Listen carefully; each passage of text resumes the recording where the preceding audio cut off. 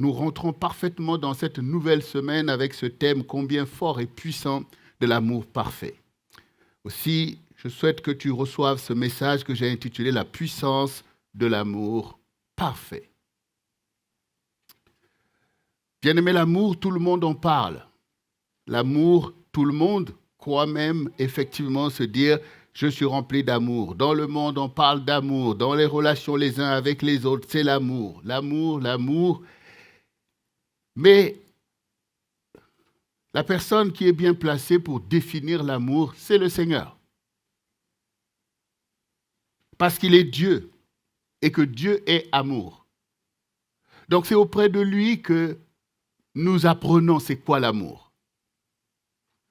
Et c'est toujours auprès de lui que nous apprenons à quoi sert l'amour, que fait l'amour, quel est l'objectif de l'amour que Dieu a ordonné pour chacun d'entre nous.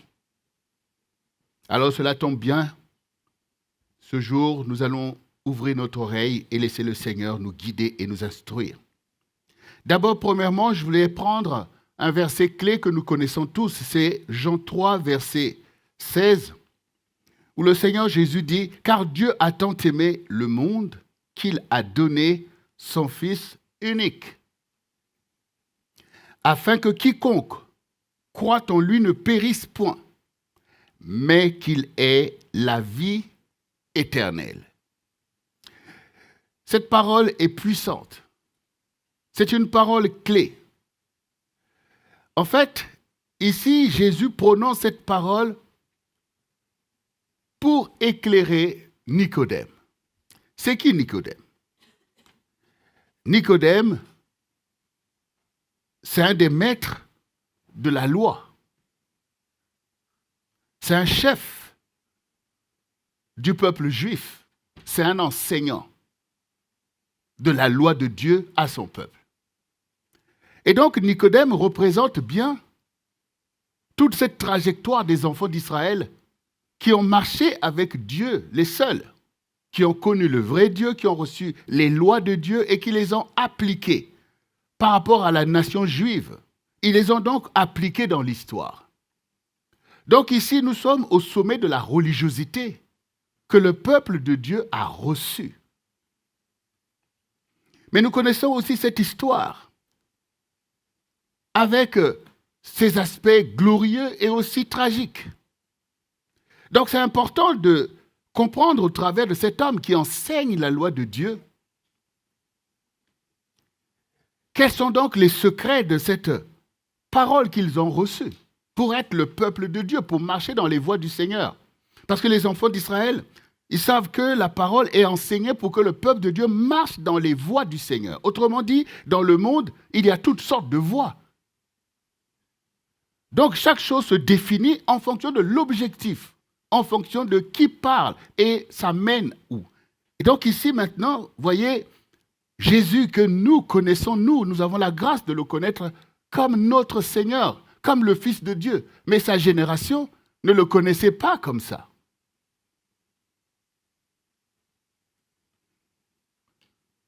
Pour nous, il est le Christ. Mais pour eux, ce n'était pas le cas. À part ceux qui l'ont connu et qui nous ont livré ce témoignage qui nous a sauvés et qui fait de nous des témoins comme eux-mêmes de la vérité au milieu des ténèbres, de la sainteté au milieu de toute religiosité, d'où qu'elle vienne. Et nous sommes déjà à un moment où le ministère de Jésus est déployé, mais aussi l'opposition des religieux est montée à un niveau critique. D'une part, la puissance de Dieu que Jésus a manifestée, qu'on n'avait jamais vue. Autant de résurrections de morts, autant de guérisons.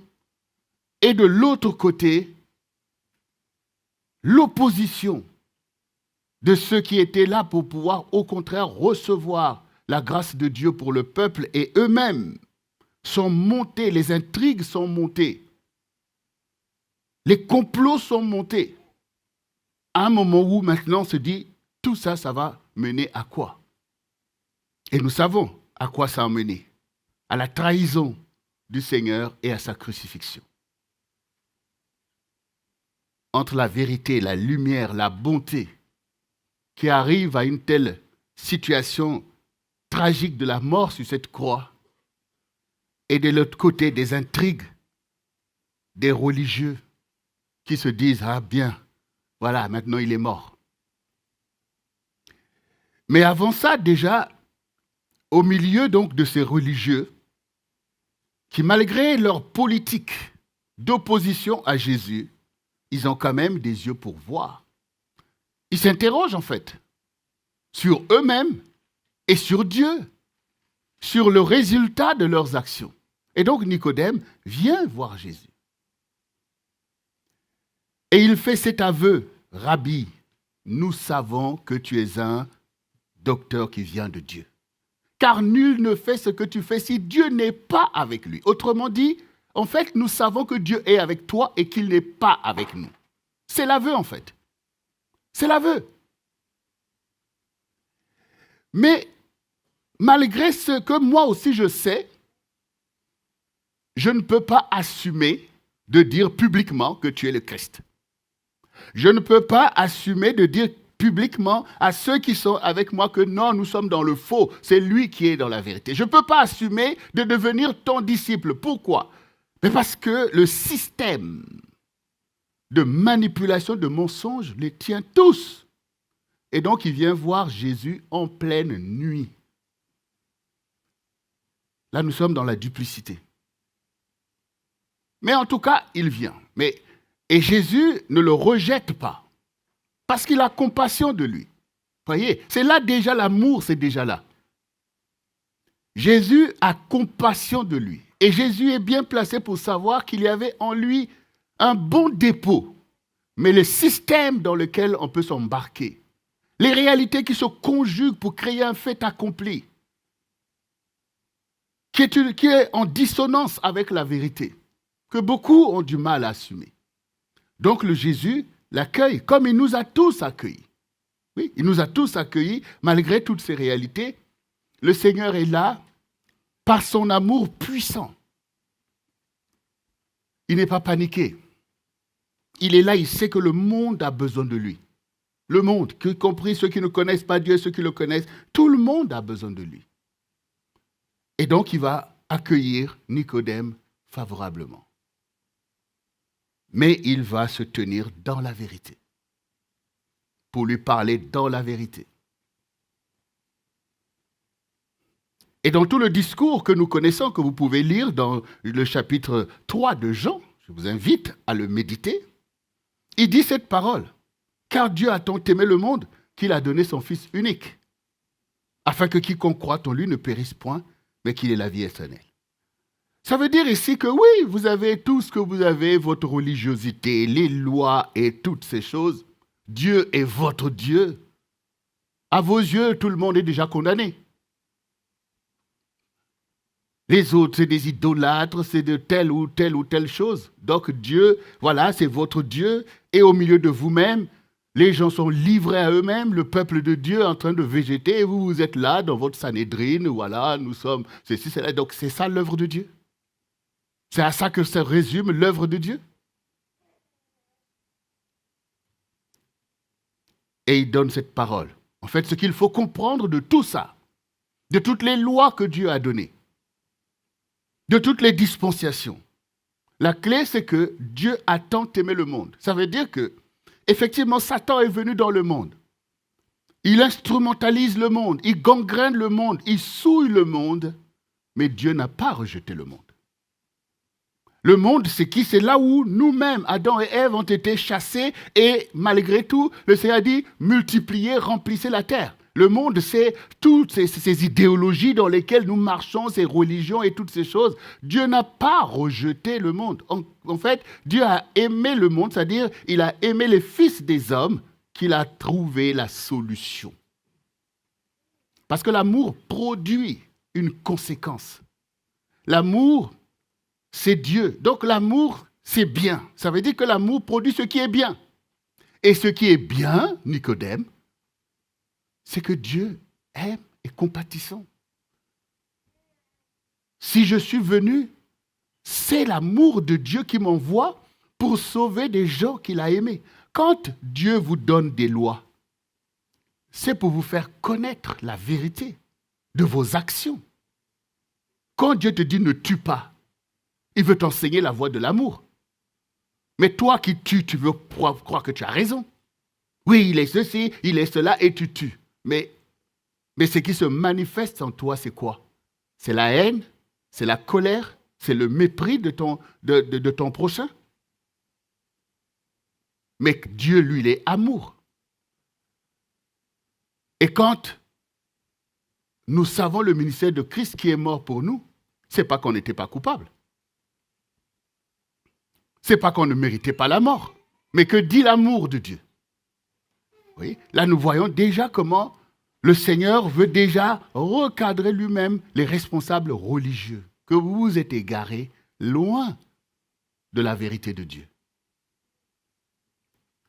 Et non seulement vous condamnez, vous tuez, vous lapidez des gens, vous-même, vous n'êtes pas parfait.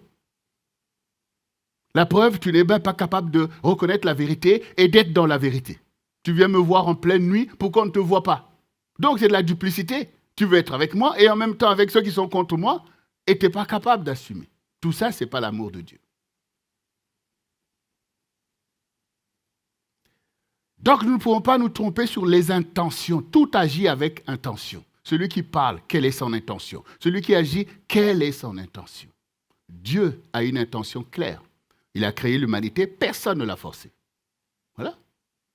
Même si l'ennemi vient pour séduire, mais est-ce que ça va changer l'amour de Dieu? C'est ça la différence entre l'amour de Dieu et l'amour que chacun peut se prévaloir. Aujourd'hui, ton amour est comme ça, demain c'est comme ça. Mais l'amour de Dieu ne change pas. Donc, ce qui veut dire que, oui, comme les parents, ils aiment leurs enfants, ils peuvent corriger leurs enfants.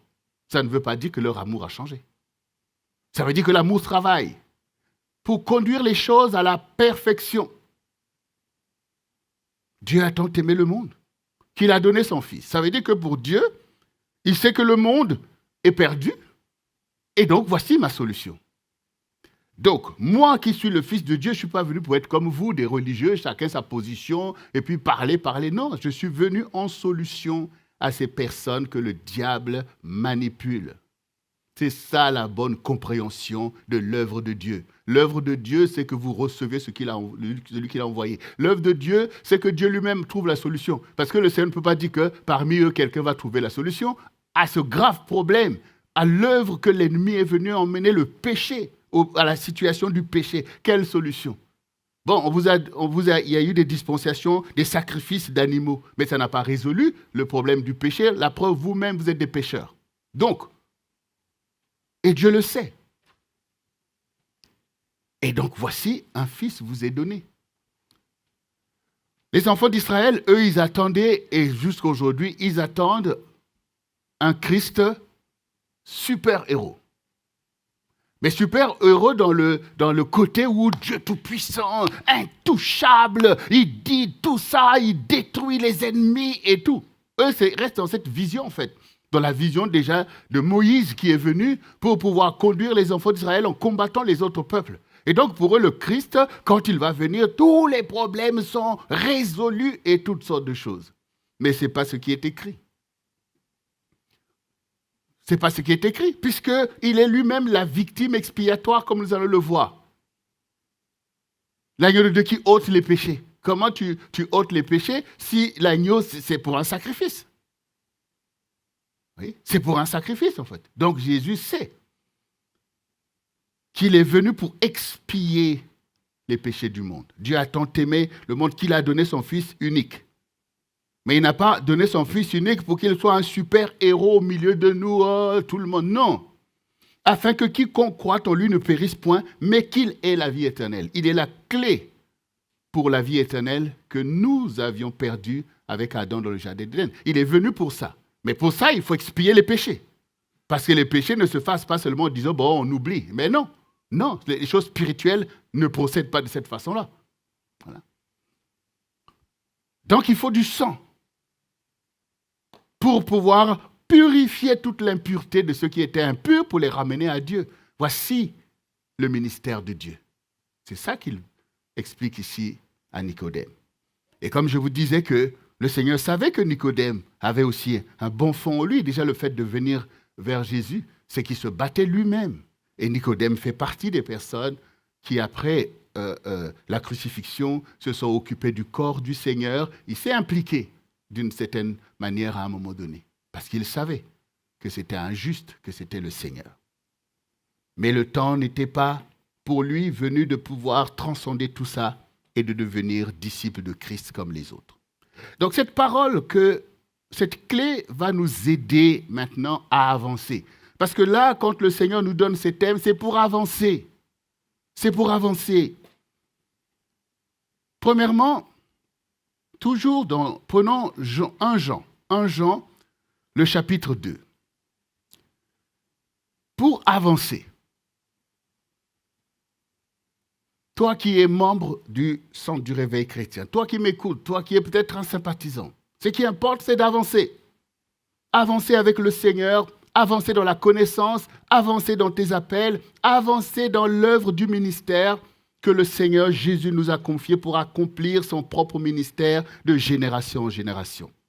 Donc l'apôtre Jean, ici, peut bien nous enseigner, parce que lui, il était aux avant-postes avec les autres disciples, celui qu'on appelait le disciple que le Seigneur aimait.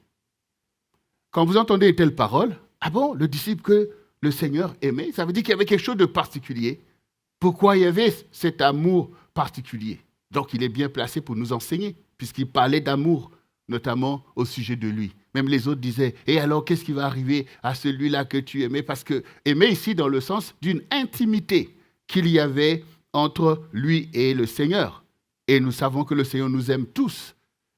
Et comme avec chacun de ses enfants, le Seigneur peut développer une intimité qui a à voir avec les choses auxquelles il t'appelle. Et Jean, ici, est bien placé pour nous parler de l'amour parfait. Donc, 1 Jean, chapitre 2, verset 1 nous dit « Mes petits enfants, je vous écris ces choses afin que vous ne péchiez point. Et si quelqu'un a péché, nous avons un avocat auprès du Père, Jésus-Christ le juste. Il est lui-même une victime expiatoire pour nos péchés, non seulement pour les nôtres, mais aussi pour ceux du monde entier. Si nous gardons ses commandements, par là, nous savons que nous l'avons connu. Celui qui dit « je l'ai connu » et qui ne garde pas ses commandements est un menteur, et la vérité n'est point en lui.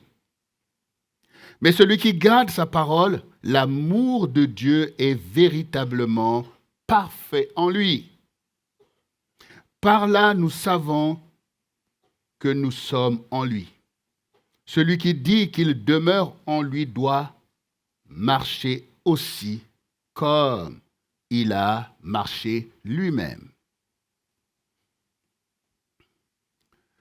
L'apôtre ici, effectivement, pose aussitôt déjà le principe de l'action de Dieu, qui est le fait de dire « afin que vous ne péchiez point ».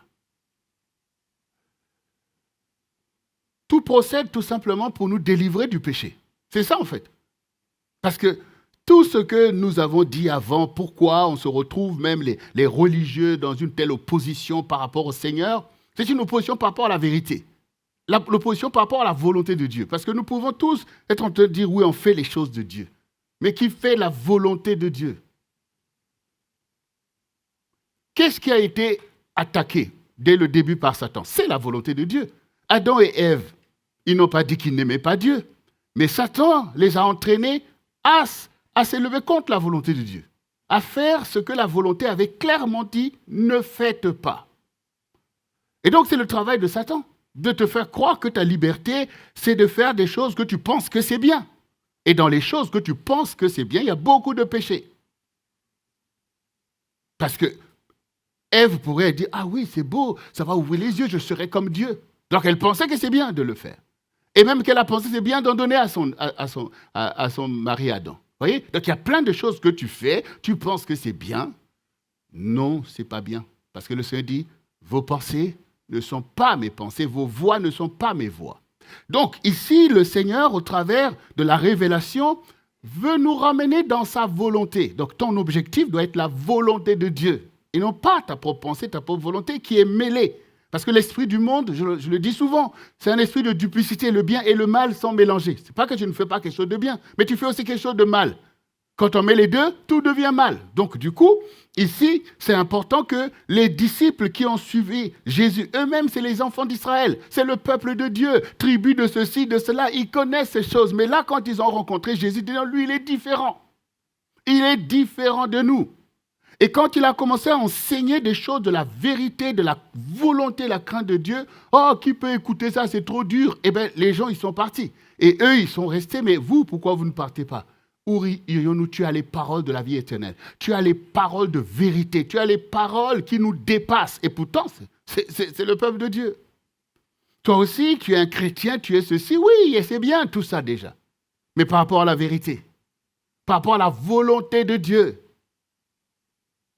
tu as besoin d'avancer comme avec ceux qui étaient là pour nous enseigner la doctrine. Et dans l'Église, il y a un problème de doctrine. Il faut suivre une doctrine qui est claire et nette, comme celle que Jésus a enseignée, que les apôtres nous enseignent aussi. L'objectif de Dieu, c'est que tu ne pêches point. Ça veut dire que en péchant et en continuant, ça t'emmène loin de Dieu. Ça t'emmène à la catastrophe. Toutes les choses que nous souffrons viennent du péché. Et l'objectif de Satan, c'est que le péché soit dans ta vie. Péché veut dire rater la cible.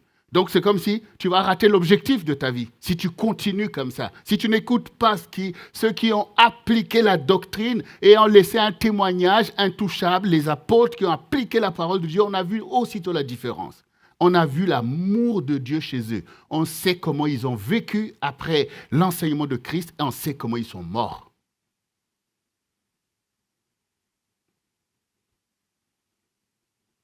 Mes petits-enfants, oui, nous sommes des enfants. Dieu, par son amour, nous enseigne à ne pas pécher. Maintenant, si toi, tu acceptes déjà qu'on t'enseigne la voie de la vérité, de la sanctification, oui, tu peux constater que j'ai péché. Parce que la Bible dit que si nous disons que nous n'avons pas de péché, nous sommes menteurs. Ben oui, tu constates que j'ai péché, que j'ai fermé mon cœur. Tu constates que j'ai péché, que j'ai peut-être insulté, ou peut-être que j'ai posé un acte. Mais dans ta consécration avec le Seigneur, tu es désolé. Donc, tu vas faire recours à ton avocat, qui lui t'a enseigné aussi la voie de Dieu, qui est le fait de se repentir au fait de tes péchés. Parce que la différence entre un pécheur et un saint qui va commettre quelque chose qu'il sait que ce n'est pas à la gloire de Dieu, qui lave sa robe dans le sang de l'agneau, la différence avec le pécheur, c'est que son cœur est endurci. Il s'appuie sur sa propre justice. Et même quand il constate qu'il a mal fait, il garde l'endurcissement. C'est ça le pécheur.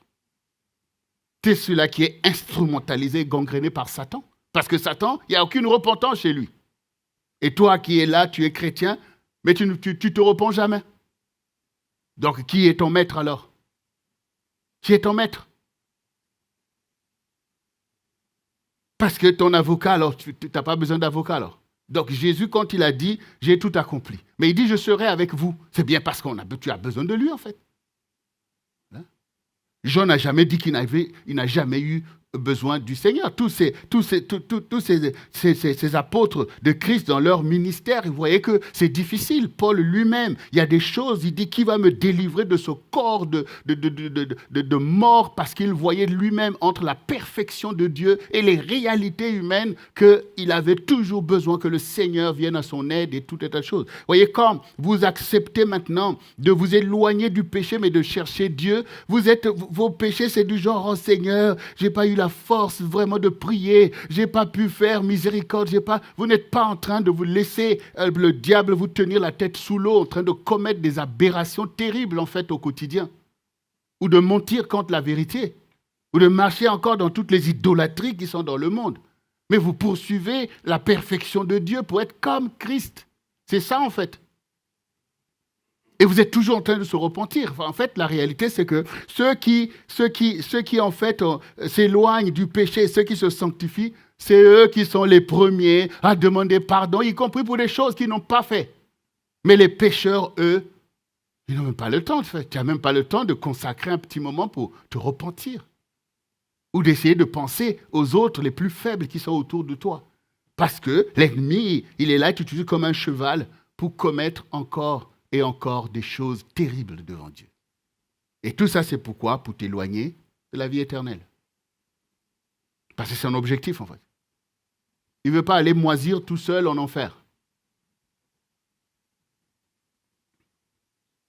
Donc, l'amour de Dieu, c'est qu'il est lui-même la victime expiatoire. C'est-à-dire, pour tes péchés, c'est lui la solution. C'est son sang qui va agir. C'est lui que tu vas invoquer. C'est sur lui que tu vas mettre tous tes péchés. Vous voyez, c'est comme le bouc émissaire. Le bouc émissaire, c'était quelque chose que Dieu avait enseigné aux enfants d'Israël, qui prélude en fait du sacrifice de Jésus. Ça veut dire que Dieu, ils savent eux-mêmes qu'il y a plein de péchés les uns les autres, des problèmes, mais à un moment donné, le souverain sacrificateur doit prendre les péchés des enfants d'Israël pour pouvoir les éloigner du camp. Alors on prenait un bouc, une bête qui n'a rien fait, et on va mettre tous les péchés des enfants d'Israël en lui pour qu'il devienne le coupable qu'on va chasser dans le désert, qui va aller périr misérablement pour pouvoir éloigner en fait la charge des péchés des enfants d'Israël pendant un moment donné.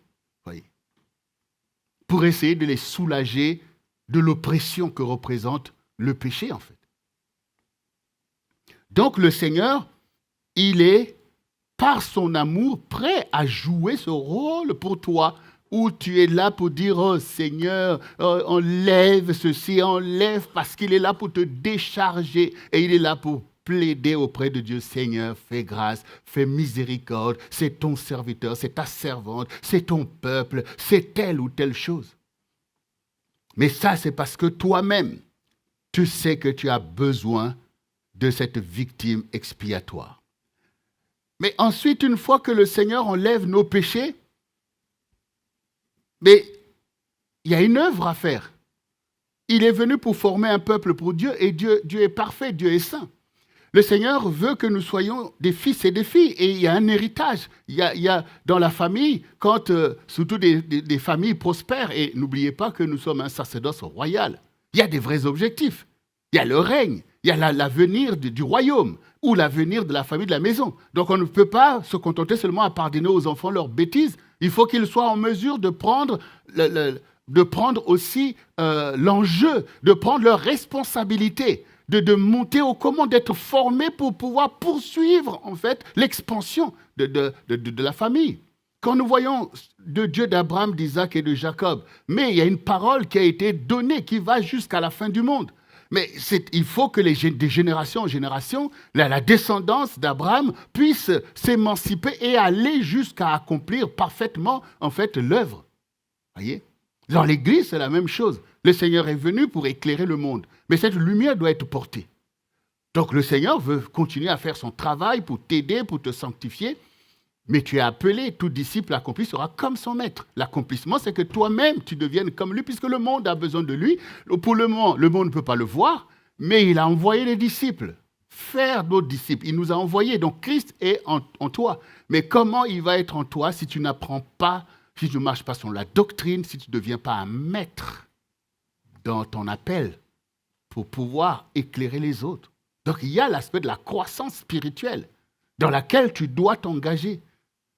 Comme nous pouvons voir, les parents s'occupent des enfants jusqu'à l'adolescence, ils commencent à leur enseigner des choses, mais quand ils commencent à devenir jeunes, on voit aussitôt la trajectoire, on voit aussitôt qu'ils sont maintenant prêts à relayer leurs parents, ils voient maintenant ils reçoivent la vision et ils sont même capables d'aller plus loin. Quand nous parlons de royauté, quand nous parlons même ici en France des familles qui ont effectivement une histoire même économique, des gens comme les Arnaud et toutes les choses, ce sont comme des sagas familiales qui ont commencé à un moment donné. Mais vous croyez que ces enfants aujourd'hui sont en train de se fourvoyer dans des crises ou dans des choses comme les autres? Non, ils sont conscients de leur propre élection. Ils travaillent déjà à la vision qu'ils poursuivent, aux technologies et à toutes ces choses parce que la relève doit être déjà assuré. C'est comme ça que ça se passe. Voilà. C'est pour ça que ces gens-là, vous ne les voyez pas traîner par-ci, par-là, parce qu'ils ont du travail, en fait. Ils ont du travail. Mais le Seigneur Jésus est plus riche que Arnaud. 1 milliard de fois. D'ailleurs, il ne peut même pas compter. Et c'est toi le disciple. C'est toi l'élu. C'est toi le co-héritier. Alors, où est la place pour perdre du temps? Il y a un temps qui t'a été donné pour assumer ton propre héritage, pour servir le Seigneur. Oui. Donc, du coup, oui, tu tombes, tu t'es relevé, mais il faut avancer. Il faut avancer. D'où le côté des commandements. Vous voyez, le commandement, il y a beaucoup de choses que le Seigneur va nous encourager, nous exhorter. Et il y a des commandements. Des commandements veut dire que quand tu marches en dehors des commandements, tu prends une option toi-même de se dire tu es capable de briser l'alliance. Ça veut dire qu'un commandement, c'est en fait quelque chose en réalité qui ne te laisse pas le choix. Vous voyez? Parce que c'est un commandement. Mon commandement, ça veut dire qu'il y a une force de volonté là-dedans. Et donc, je dois être encore plus attentif. Parce que ça veut dire, oui, tu peux faire, ça c'est bien, ça va, tu vois, telle ou telle chose. Mais quand je dis mon commandement, ça veut dire que quand tu transgresses ce qu'il est en train de dire, tu dois être conscient que je m'érige contre la volonté de Dieu. Donc Jésus a laissé des commandements et l'apôtre le sait. Voilà. Dans l'Église, tout se passe sous tes bonnes intentions. Il a laissé des commandements. Et nous devons d'abord nous appliquer sur les commandements parce que les commandements, c'est la doctrine. Il y a des choses que les enfants, quand ils enseignent leurs enfants, ils disent « Hey, écoute, ça !» Parce que c'est un principe fondamental pour peut-être la famille, pour la morale de la famille. Donc, on dit à l'enfant « Attention, ça !» On insiste. Pourquoi? Parce que c'est fondamental. Ça veut dire qu'il y a d'autres choses, on voit que bon, c'est pas encore ça. Mais ça n'a pas la même gravité que les fondements sur lesquels se tient l'édifice. L'Église se tient sur des commandements de Dieu. Et quand maintenant les enfants d'Israël, vous voyez, les pharisiens, quand ils chargeaient sur Jésus, oui, mais tu transgresses le sabbat, telle chose, telle chose, telle chose. Mais il y a un moment donné où le Seigneur dit, oui, mais vous coulez le moucheron et vous avalez le chameau. Ça veut dire que sur des choses qui sont secondaires par rapport au fondement de l'enseignement de Dieu. La justice, la vérité, la miséricorde, toutes ces choses, en fait, vous les négligez. Et sur, oui, les dîmes de ceci, telle chose, comme si les choses ont la même importance. La justice a plus d'importance. La compassion a plus d'importance. Vous voulez faire croire que Dieu n'a pas compassion des gens? Vous les condamnez, vous les lapidez, soit disant que la loi dit. Mais la loi est d'abord un enseignement. Et la miséricorde est plus grande que le jugement. Parce que vous savez que même dans le monde, on a jugé, la personne est coupable, mais il y a des personnes qui ont un droit au-dessus de la justice pour dire oui, il est condamné, mais moi, je mets un décret, par exemple, décret présidentiel, on le sort de prison. Tout ça, ça reste la justice de Dieu. Donc ici, c'est important pour nous de savoir que, oui, le Seigneur nous a donné la liberté. Par exemple, il y a des personnes qui vont te dire, oui, mais voilà pourquoi tu manges telle chose, comme si ces choses-là, une fois que tu les as faites, et en négligeant les commandements de Dieu sur l'amour notamment, que ces choses vont te sauver. Quand vous voyez un arbre, vous voyez les branches, elles sont importantes. C'est elles qui vont porter le fruit. Après, vous voyez les fleurs, vous voyez les fruits. Ah, c'est bien parce que vous en profitez. Mais est-ce que vous pensez que ces fruits-là sont plus importants que les racines? Sont plus importantes que les racines. Quand il n'y a pas de racines, il n'y a plus d'arbres. Qu'est-ce qui est fondamental? C'est les racines. La preuve, à un moment donné, il n'y a plus de fruits. À un moment donné, il n'y a même plus de feuilles. Mais l'arbre tient toujours. Il tient debout, pourquoi? Parce qu'il y a des racines. Et puisqu'il y a des racines, il y aura encore de fruits. Les commandements de Dieu. Les choses que Dieu te dit de ne pas faire, ce sont des choses que tu dois étudier. Parce que Satan va vouloir que tu les fasses pour pouvoir attaquer la doctrine, pour pouvoir attaquer ton alliance avec le Seigneur. Mais quand, par exemple, tu sais que cette saison, tu devais réussir ça et que tu as raté, est-ce que c'est la fin de l'histoire pour toi ou le Seigneur te donnera la force la prochaine fois de faire encore plus? Mais si tu te dresses toi-même contre les choses fondamentales de ton alliance avec le Seigneur, si tu deviens désinvolte et désobéissant, ce n'est pas de l'aide que tu as besoin en fait. Voilà. Là, ce n'est pas du genre, ah bah oui, la chair est faible. Non. Là, c'est la corruption, la complicité avec ton ennemi qui se dresse contre la connaissance de la vérité. Il ne faut pas se tromper. Donc l'apôtre ici parle des commandements. Et ici, donc, il érige en fait l'amour de Dieu dans nos vies comme un commandement essentiel. Si tu dis que tu connais le Seigneur, alors tu gardes ses commandements. Parce que les commandements du Seigneur, en fait, seront tout simplement la base sur laquelle l'amour de Dieu va se développer en toi. Mais oui. Parce que le travail de Satan pour te perdre, c'est te sortir des commandements de Dieu. Quand il a parlé à Ève, nous le savons. Dieu a-t-il réellement dit? Donc ça veut dire qu'il a appris que, voilà, sur quoi Dieu a fait reposer sa gloire au milieu de l'humanité. Sur quoi, pourquoi Adam connaît ces choses en fait? Pourquoi? Ça repose sur quoi? Comment? Puisque lui, il veut régner sur la terre. Il a été précipité. Donc, il cherche que la terre soit pour lui maintenant un trône dans lequel il va manifester tous ses instincts malsains. Mais pour ça, il faut qu'il brise l'alliance. Il faut qu'il brise ce que Dieu a établi. Donc, pour pouvoir couper un arbre, on va aller attaquer, en fait, les racines pour pouvoir renverser qu'on n'en parle plus. Donc, lui, ce qui l'intéresse, c'est la relation entre Adam et Dieu. C'est la relation entre Ève et Dieu. Quelle est l'œuvre que Dieu a faite pour pouvoir qu'on puisse renverser? Ce n'est pas seulement venir dire, oh, Ève, telle chose. Non, il faut aller sur la relation entre eux et Dieu. Alors, il se suppose des choses. Alors, il dit, mais est-ce que Dieu a réellement dit? Ils ont parlé peut-être de beaucoup de choses. Mais il y a des choses que l'ennemi a vu que, bon, ça c'est pas ça qui permet de renverser.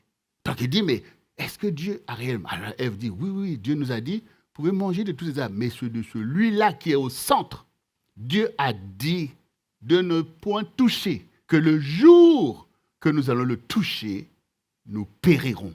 Ah, qui se rappelle de l'histoire de Samson? Voilà, dans l'histoire de Samson. Samson était fort. Et que faisait, comment s'appelait la dame? Dalila. Dalila était missionnée pour connaître le secret. C'est exactement la même chose ici. C'est exactement la même chose que Satan fait avec Ève. Sur quoi Dieu, donc, il cherche. Puis il dit, là, Satan a dit, voilà le point. Il dit, mais non, vous ne mourrez pas. En fait, ça veut dire, je sais comment vous mourrez. Mais il dit, non, vous ne mourrez pas. Vous serez comme Dieu. Alors qu'il a bien expliqué que celui-là, il ne faut pas toucher. Donc, il y a un commandement qui est là, en fait. Et je répète souvent que les interdits que Dieu te donne sont ta protection. Les interdits. Quel parent ne met pas des interdits dans la vie de son enfant? Au jour d'aujourd'hui, quand ton enfant va à l'école avec tout ce que tu entends, tu ne lui mets pas des interdits? Je ne veux pas te voir faire telle chose. Je ne veux pas que ceci. Je ne veux pas que tu ailles fumer un joint. Je ne veux pas que tu sois ceci. On donne des interdits. C'est pour protéger les enfants des choses dont ils ne connaissent pas la dangerosité. Et donc, Satan est donc celui qui veut que tu puisses ne pas marcher dans les commandements de Dieu. Et il y a beaucoup de chrétiens, en effet, qui n'obéissent pas aux commandements de Dieu. Ils se basent sur leurs bonnes intentions. On fait les choses pour Dieu. On fait les choses de Dieu. Tu peux faire les choses de Dieu? Ça, c'est ta pensée, en fait. La seule chose que Dieu te demande, c'est d'obéir à sa volonté. C'est de te soumettre, en fait. Dans la réalité, c'est ça. L'autre fois, je disais à une de mes filles, tu sais le secret de tout? En fait, nous avons besoin de puissance. Mais le secret de la puissance, c'est la soumission. Là où on parle de puissance, y compris même dans les nations, quand on vous parle des armes nucléaires et tout, là-bas, il n'y a pas possibilité de fonctionner. Il y a des règles et on se soumet, c'est tout. Parce que tout ça, c'est dangereux. Là, avec Dieu, c'est la même chose. Tu ne peux pas te dire tu es à côté de celui qui est le Tout-Puissant et tu ne te soumets pas, en fait. Tu ne te soumets pas. Comment tu vas rester dans ça? Et c'est même dangereux de t'avoir dans l'environnement. Vous imaginez que ceux qui travaillent maintenant là où on fabrique les armes nucléaires ou ceux qui gèrent, c'est des soldats inconscients qui mettent en avant leurs pensées. Non, moi je pense que là c'est trop. Hein. Je pense que là ce qu'un tel fait là, on appuie sur le bouton, là c'est trop. Non mais on ne se rend pas compte. On ne se rend pas compte en fait. Et même quand les propres disciples de Jésus, devant l'offense que leur adressaient par exemple les Samaritains quand ils n'ont pas voulu recevoir Jésus, ou les pharisiens qui les chahutaient parce qu'ils ont mangé des épis de maïs, les épis de blé le jour du sabbat. Qu'est-ce qu'ils ont dit? Maître, qu'on invoque le feu. Donc ils veulent aussitôt leur destruction. Là Jésus le regarde. Vous ne savez pas de quel esprit vous êtes animés. Vous voyez? Donc on peut s'emporter, se laisser entraîner et prendre des décisions ou des résolutions qui sont dramatiques et qui vont à l'encontre du plan de Dieu, de la volonté de Dieu. Le Seigneur leur dit, le Fils de l'homme n'est pas venu pour perdre les âmes. Voilà. Je suis venu pour gagner les âmes et vous me dites d'invoquer le feu. Mais si vous voulez régler les problèmes de cette façon-là, mais Dieu a détruit Sodome et Gomorrhe, donc je n'avais qu'à rester là où j'envoie le feu, on en finit avec ces histoires de l'humanité. Mais ce n'est pas l'objectif de Dieu, donc si on le fait, c'est un échec.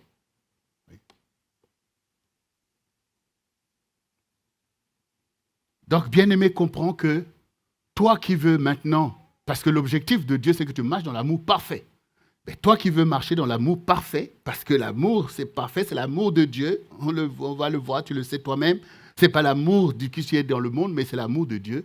Cet amour repose sur des fondements de la doctrine de Dieu qui est basée sur ses commandements. On pose d'abord des commandements sur lesquels on va bâtir, en fait, l'édifice. Et l'édifice doit tenir. Et nous sommes sur une terre où la terre tremble, il y a des vents. Il faut que la maison soit bien bâtie. Comme le temple a été bâti, on voit que c'est avec des pierres de taille. Donc les commandements sont comme des pierres de taille qu'on pose pour ériger l'édifice. Nous aussi, le ministère, c'est la même chose. Ta vie, ta famille, tout ce que tu bâtis pour Dieu doit reposer sur les commandements. Quels sont les commandements de Dieu? Dieu commande que tu dois faire telle chose. Dieu commande qu'il ne faut pas faire. Tu respectes ces choses. Satan a beau s'agiter, il ne pourra rien. Parce que le Seigneur dit, celui qui entend mes paroles et les met en pratique est comme une maison bâtie sur le roc. Que les vents se lèvent, les tempêtes, la maison tient. Ça dit que tu auras des épreuves, mais ta vie tient, ta famille tient, l'Église tient au milieu de ces épreuves parce que c'est bâti sur la parole, sur les commandements des choses intouchables de la doctrine.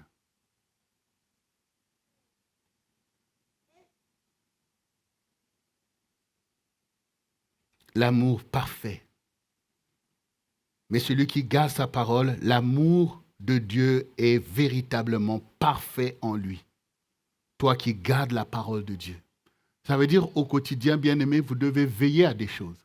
Je veille à la parole que j'ai entendue pour que Satan ne vienne pas l'enlever. Je veille à la parole que j'ai entendue pour ne pas aller à l'encontre de cette parole, mais pour agir en fonction de cette parole. Parce que cette parole, c'est la parole de Dieu qui établit la volonté de Dieu dans ma vie. Et cette volonté m'oblige. Voilà. Tu ne peux pas continuer à vivre comme un enfant, en fait. Un coup, c'est ça, un coup à gauche, mais non. Vous qui serez devenus comme des maîtres, voyez, il faut maîtriser ton sujet. Tu ne peux plus te laisser, le diable avant te manipuler et ça ne peut pas continuer en fait. À un moment donné, comme je disais, arrière. Arrière. À un moment donné. Pourquoi? Parce que tu as discerné ses plans, mais surtout parce que tu as discerné la volonté de Dieu pour toi. La volonté de Dieu pour les autres aussi. Voilà. Parce que, oui, béni soit le Seigneur, tu commences à guider tes pas comme un disciple, à te soumettre à la vérité, à résister au mensonge et résister au mal. Donc, c'est la volonté de Dieu à ton égard. Mais il y a aussi la volonté de Dieu à l'égard des autres auxquels tu dois t'appliquer aussi. Parce que quand maintenant les disciples disent à Jésus, mais regarde, ils nous ont rejetés, ils n'ont pas voulu que tu rentres ici, qu'on va les détruire. Mais Jésus leur fait savoir que mais la volonté de Dieu à leur égard, c'est qu'ils soient sauvés.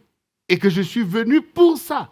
Voyez? Donc, ce n'est pas seulement le fait pour toi d'apprendre à marcher toi-même dans cette soumission, mais la soumission que Dieu met sur toi implique aussi un fruit pour les autres, en fait. C'est ça. C'est ça aussi. Donc, Dieu a une volonté pour moi que je respecte, mais je respecte aussi la volonté de Dieu pour mon prochain, auquel le Seigneur me dit « touche pas ». Et au contraire, non seulement que je ne dois pas toucher aux intérêts de mon prochain, mais Dieu me dit d'être moi-même un don pour lui, c'est-à-dire de faire des choses pour ton prochain, quand même ça ne revient pas à tes pensées de faire ces choses-là, mais le commandement de Dieu t'oblige. Là, on parle de l'amour, là. Parce que pour beaucoup d'entre nous, l'amour, c'est un sentiment. Aujourd'hui, oh, je sens que j'aime un tel. Demain, oh, je ne sens pas. Oh, celui-là, je le déteste. Mais ça, ce n'est pas l'amour de Dieu, en fait. Ça, ce n'est pas l'amour de Dieu. Voilà. L'amour de Dieu est un principe de base par lequel Dieu va transcender toutes nos réalités, nos offenses, pour accomplir une œuvre parfaite qui sera dit, ah, voici l'œuvre de l'amour. Donc le Seigneur nous emmène aussi à cet amour qui n'est pas émotif. Voilà. Parce que ce qui est émotif ne tient pas, en fait. Un amour stable, puissant. Un amour qui connaît sa trajectoire. Quand Jésus il était là, il dit, nous allons monter à Jérusalem et le Fils de l'homme sera livré entre les mains des pécheurs qui vont le mépriser, qui vont le flageller et il va être crucifié et il va être mis au tombeau. Mais quand Pierre a entendu ça, il dit, mais maître, le maître a perdu la boule, quoi. Il dit, mais maître, qu'à Dieu ne plaît, cela ne t'arrivera pas. C'est le regarde, arrière de moi, Satan. Tes pensées ne sont que des pensées humaines. Voilà. Humainement, là, chacun est dans des bonnes intentions. C'est pas ça, la réalité, le monde, il est là. Beaucoup de gens périssent. Donc, lui, il sait les challenges de sa vocation. Il sait qu'il doit boire cette coupe, en fait. Il sait qu'il va communier avec l'humanité dans ses péchés, dans ses aberrations, dans toutes ces choses, dans cette colère que lui-même va se faire pécher pour aller sur cette croix où il va pour nous écarter la colère de Dieu sur nous, une colère légitime, une mort certaine qui attendait chacun de nous par des offenses. Qu'est-ce que vous croyez en fait? Celui qui a créé l'univers, qui est parfait, et toi tu vas venir transgresser ces lois et tu vas vivre. Comment tu vas vivre en fait? À moins que Dieu trouve une solution. À moins que quelqu'un souffre pour tes péchés, pour t'épargner en fait. Les parents, ils souffrent bien pour les péchés de leurs enfants. Jusqu'à l'âge de maturité. En France, l'enfant n'est pas responsable juridiquement de ses actions. Ce sont les parents qui en sont responsables. Et cet âge, bon, on a posé, c'était quoi? C'est 18 ans, l'âge de maturité juridique en France. Avant, c'était 21. Après, on a mis 18. Et là, maintenant, on veut baisser à 16. Parce que, du coup, les adolescents deviennent terribles. Vous voyez?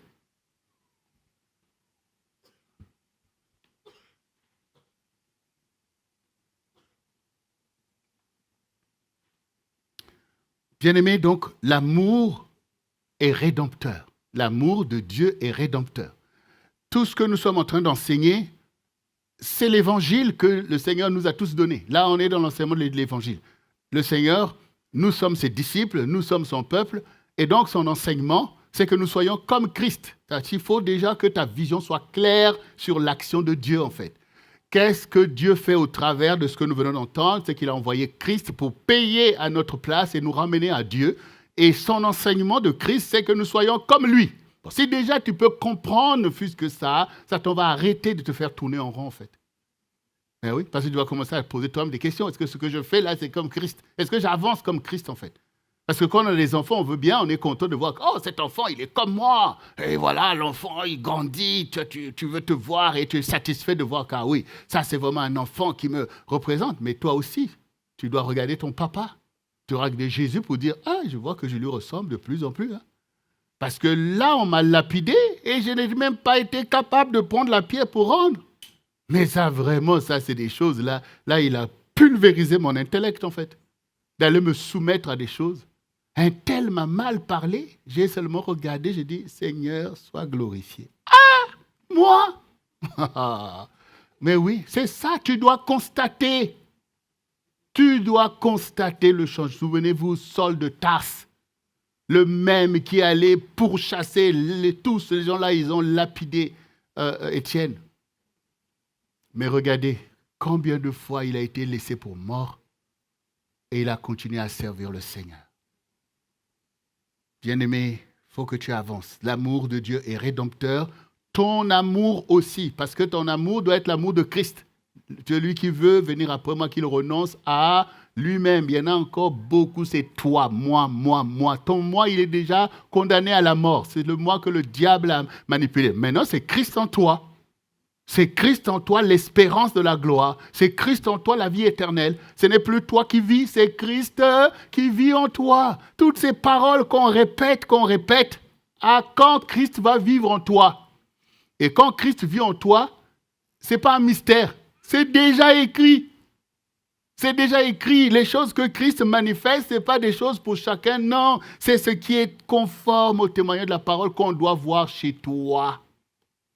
Qu'on doit voir, c'est toi, tu es mort à toi-même, tu es mort au péché, tu es mort, tu es là après Dieu, tu soupires pour l'amour du prochain, tout ça. Et c'est ça l'Église, bien-aimé. Il ne faut pas se tromper. C'est ça l'Église. Alors on avance.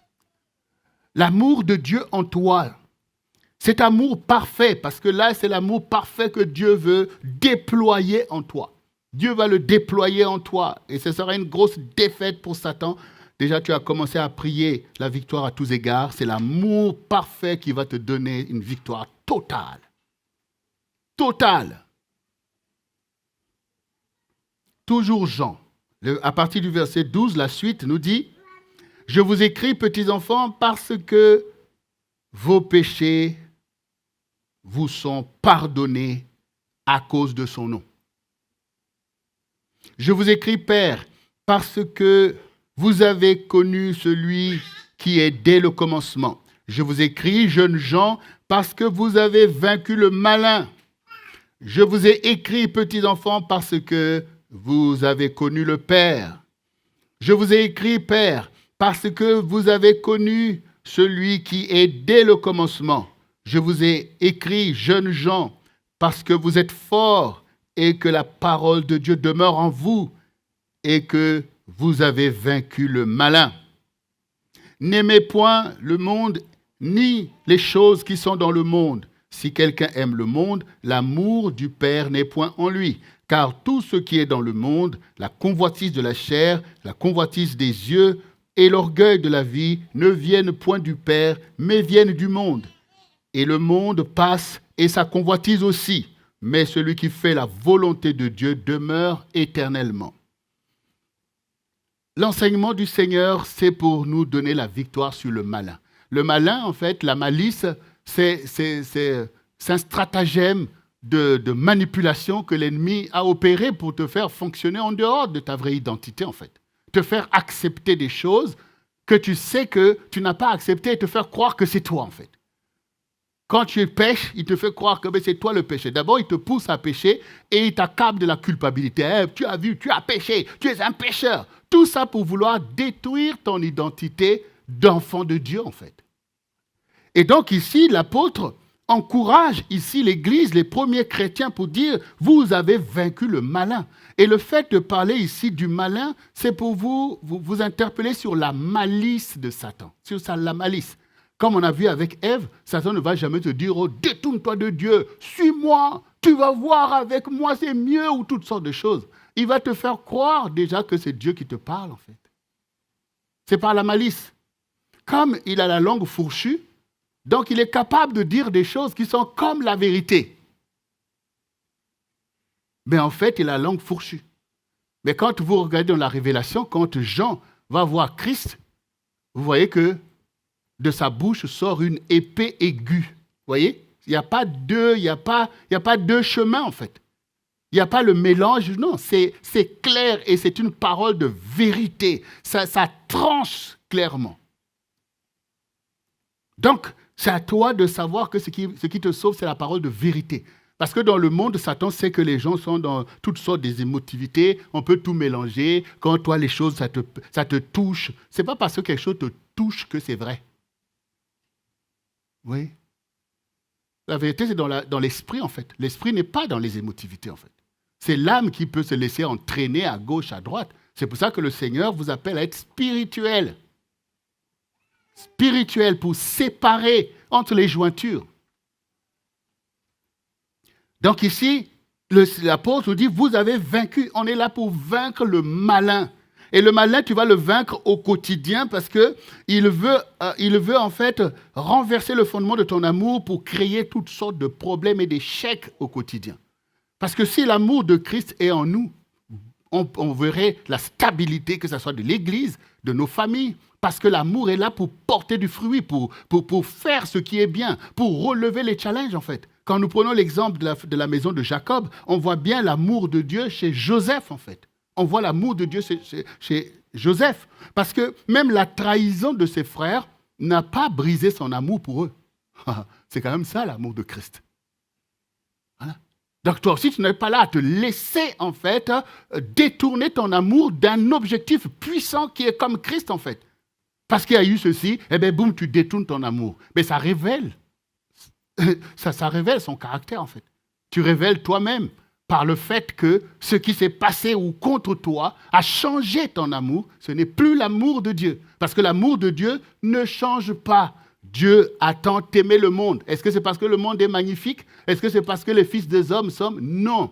Mais lui, son amour se porte et il agit. Et il a accompli ce qui est bien. Parce que l'amour produit des œuvres puissantes.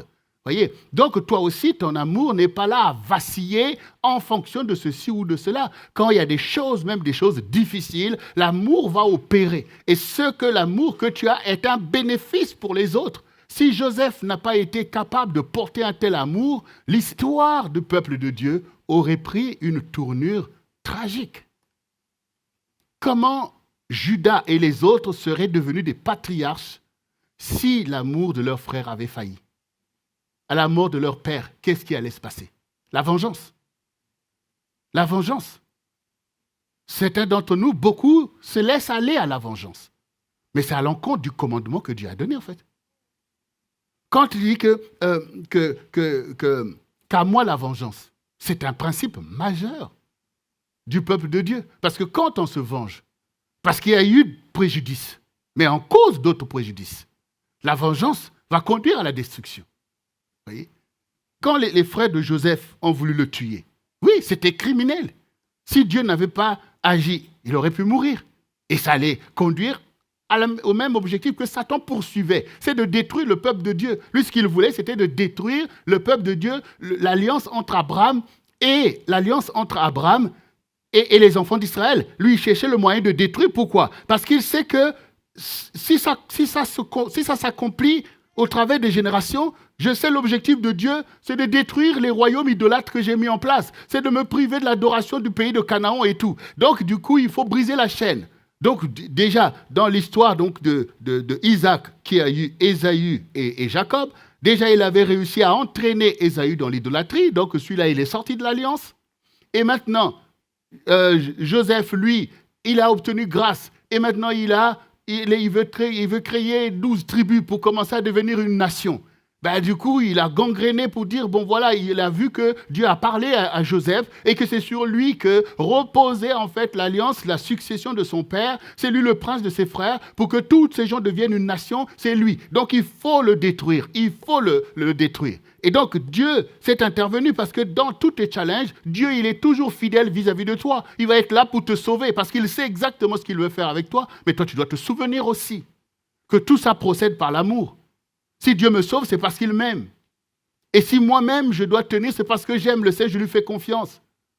Et donc, du coup, maintenant, quand Joseph a triomphé par la grâce de Dieu, qu'il devient maintenant puissant, avec à sa disposition les richesses même de l'Égypte, il se souvient que Dieu poursuit son œuvre. Et il n'est pas en train de vouloir détruire son propre peuple, mais il crée des conditions pour conduire son peuple vers l'objectif qu'il poursuit. Et ça passe par des gens. Ça passe par des hommes et des femmes, des élus. Au milieu d'un peuple, il y a des élus, en fait. Choisis selon ton élection. Joue le rôle que tu dois jouer. Si tu laisses la vengeance remplir ton cœur, tu laisses Satan s'emparer de toi pour pouvoir poursuivre l'œuvre de destruction. Donc, vous voyez, imaginez maintenant Joseph dit, ah bon, ceux-là, vous m'avez fait du mal. Allez, je vais les tuer. Une fois que tu as tué tes frères ou ton propre peuple, ce sont les Égyptiens qui deviendront le peuple de Dieu. Toi aussi, réfléchis un peu au quotidien. Réfléchis un peu au quotidien, ne pas se laisser t'égarer. Tu vas faire l'œuvre de Dieu tout seul alors. Tout le monde a droit à la miséricorde. Parce que c'est l'amour de Dieu. Dieu a tant aimé le monde qu'il a donné son Fils. Ton amour, toi, dois procéder du même amour. Oui. C'est facile de condamner les coupables. Mais parmi ces coupables-là, toi-même tu as été coupable. Parmi ces coupables, c'est le peuple pour lequel le Seigneur travaille. Les vocations sont données pour atteindre un objectif, en fait. Les enfants, ils font des bêtises. Mais est-ce que ça empêche aux parents d'avoir un héritage, de savoir que les choses vont avancer, on continue à investir, à faire ce qui est nécessaire? Donc, bien-aimés, on avance avec le Seigneur. L'amour de Dieu triomphe du malin. Et le malin, il est caché, il te fait faire des choses. Lui, ce qui importe, c'est que j'ai déraillé ça, j'ai cassé ça, j'ai empêché ça. Et il est content, en fait. Il te fait croire que c'est pour ton bien. Tu as raison, hein. Ils sont mauvais, hein. Ils sont ceci, ils sont pas... Mais alors que tes intérêts sont attachés. Parce que c'est l'ignorance, en fait. Mon peuple est détruit faute de connaissance. Donc, il faut de la connaissance. Et la connaissance nous enseigne sur cet amour. Sans l'amour, le monde est perdu. Sans l'amour, le monde est perdu. L'amour du Christ est là, il a déjà tout accompli. Mais l'amour qui est attendu aujourd'hui, c'est l'amour des disciples, en fait. C'est l'amour des disciples. Parce que Dieu n'accepte pas le fait accompli. Du genre, bon voilà, le monde il est comme ça va rester comme ça. Ceux-là, ce ne sont pas de Dieu. Nous sommes de Dieu. Et puis ça reste comme ça. Mais si ça reste comme ça, donc on arrête l'histoire. On arrête l'histoire, c'est la fin du monde. Il n'y a plus rien à faire en fait. Mais tant qu'il y a des choses à faire pour délivrer des gens du malin, délivrer des idéologies que le diable envoie pour pouvoir que les gens se sentent que oui, ça c'est mon intérêt, moi je suis comme ça, et moi tout ça, on vote des lois pour faire asseoir des choses qui ne sont pas la volonté de Dieu. Mais quand on constate ces choses, on réalise que le monde entier était comme ça. Mais Jésus est venu. Et que par son œuvre, la lumière a brillé. Par son œuvre, il y a eu des conversions comme les apôtres. Par son œuvre, aujourd'hui, je suis converti et d'autres vont se convertir. Parce que la lumière brille au milieu des ténèbres. L'amour de Dieu procède au milieu de la haine et de la colère et l'amour triomphe. L'amour de Dieu en toi, c'est ce qui est attendu aujourd'hui. Christ, il est là, il est vainqueur. Les gens même, comme Nicodème, ils savent que Christ est Dieu. Mais ils sont fourvoyés dans la malice du diable. Ils sont dans des systèmes. Mais au milieu de ça, ton ministère a été envoyé comme Joseph pour briller et conduire ses propres frères à la perfection. Ton amour emmène qui à la perfection? Pose-toi un peu la question. Parce que ton amour, c'est toi et toi. Moi, ceci, moi, ceci. Mais ça, ce n'est pas l'amour, en fait. L'amour, c'est un don pour les autres. C'est ça aussi. Pose des questions sur ton amour, que tu dis, oui, je t'aime, ceci, cela. C'est ton amour, il apporte quoi, en fait? Est-ce que l'ennemi n'est pas impliqué dans ça pour pouvoir t'égarer, te limiter? Le fruit de ton amour, c'est quoi, en fait? Quel est le témoignage? Où sont les gens qui vivent parce que toi, ton amour est puissant, qu'il produit les œuvres qui rendent les autres meilleurs? Commence à méditer. Ne te laisse pas aller à tes pensées. La foi est une ferme assurance des choses qu'on espère. Une démonstration de celles qu'on ne voit pas. Pour l'avoir possédée, les anciens ont obtenu un témoignage favorable. C'est quoi ton témoignage favorable? Ce qui est favorable, c'est que l'évangile doit se poursuivre. Les âmes doivent être sauvées. Les gens doivent passer des ténèbres à la lumière. Du péché à la crainte de Dieu. De l'oppression de Satan à la gloire de Dieu. Et c'est l'amour qui fait ces choses. Sans cet amour, comment tu vas obéir au Seigneur? Parce que ce qu'il te demande, ce n'est pas ce que tu penses. Donc c'est par cet amour que tu vas te soumettre au Seigneur et que tu vas trouver que les autres sont dignes que tu souffres ces choses pour eux. Comme Jésus a souffert pour toi, bien-aimé. Aujourd'hui, c'est le Seigneur, il est là pour délivrer ses amours en difficulté, pour en faire des fondements sur lesquels l'Évangile va se déployer. Et ce réveil dont nous parlons, il doit être porté. Il doit être porté. Il faut se sacrifier pour ça. Les autres ont besoin de voir et voir encore pour eux-mêmes incliner leur cœur aussi, pour devenir des disciples comme toi. Il y a besoin d'épreuves, en fait. Et comment tu continues à donner ces preuves au milieu de l'adversité, au milieu des choses que tu souffres, et même des lapidations. Mais c'est parce que tu acceptes cet amour parfait qui ne change pas. Cet amour qui triomphe du malin. Donc, le piège du diable, c'est la convoitise de la chair. Le diable se dit, mais ils sont charnels, ils ne vont pas tenir, en fait. Je vais les manipuler, je vais les abreuver de tous les péchés de la chair. Parce que la chair d'Adam qui a été contaminée de Ève par le fruit, ils vont réclamer toutes ces impudicités, toute cette colère, tous ces murmures et tout, je vais les gaver. Et je vais voir comment ils vont devenir des disciples qui font d'autres disciples, comment ils vont éclairer leur génération, alors que mes idéologies pernicieuses, les ténèbres sont montées et les gens sont égarés, feront le mal, croire que c'est bien, croire que c'est à la mode et toutes ces choses, avec le fait de voter tout un tas des lois qui vont à l'encontre du bon sens même, mais les disciples, ils seront paralysés parce qu'ils seront eux-mêmes gangrénés par le péché, par la vengeance et même le mépris de leur prochain, alors que les commandements de Dieu ont été établis d'une façon fondamentale. Et que le Seigneur a dit, sur cette pierre, je bâtirai mon église et les portes du séjour des morts ne prévaudront point contre elle. Vous voyez, le séjour des morts, il est là. L'esprit de mort agit. Toi, tu dois écouter ces choses et laisser l'amour du Seigneur se déployer en toi comme ceux qui sont en train de nous parler, les apôtres. Donc toi, tu as donné ta vie. Ça veut dire que tu es mort avec Christ. C'est ta victime expiatoire. Il a emmené le péché. Eh bien, toi, tu vas te garder des mêmes aberrations. Si tu fais les mêmes choses, ça te conduit dans le même péché. Donc, du coup, Jésus a enlevé, tu as lavé ta robe dans le sang de l'agneau, mais il faut apprendre à te garder dans l'amour de Dieu. L'amour de Dieu, ce n'est pas quand tout va bien, quoi. Du genre, oh, vraiment, l'amour de Dieu, tout va bien pour moi, j'ai tout ce qu'il me faut, quel amour. L'amour, c'est plus fort que ça. L'amour, c'est pour persévérer pour la gloire de Dieu. L'amour, c'est aussi pour donner ta vie pour la gloire de Dieu. En fait, les lois qui ont été données établissaient déjà les fondements de la sainteté. Quand la première loi, c'était quoi? Tu aimeras l'Éternel, ton Dieu, de tout ton cœur, de toute ton âme, de toute ta pensée, de toute ta force. Imaginez qu'on applique cette première loi.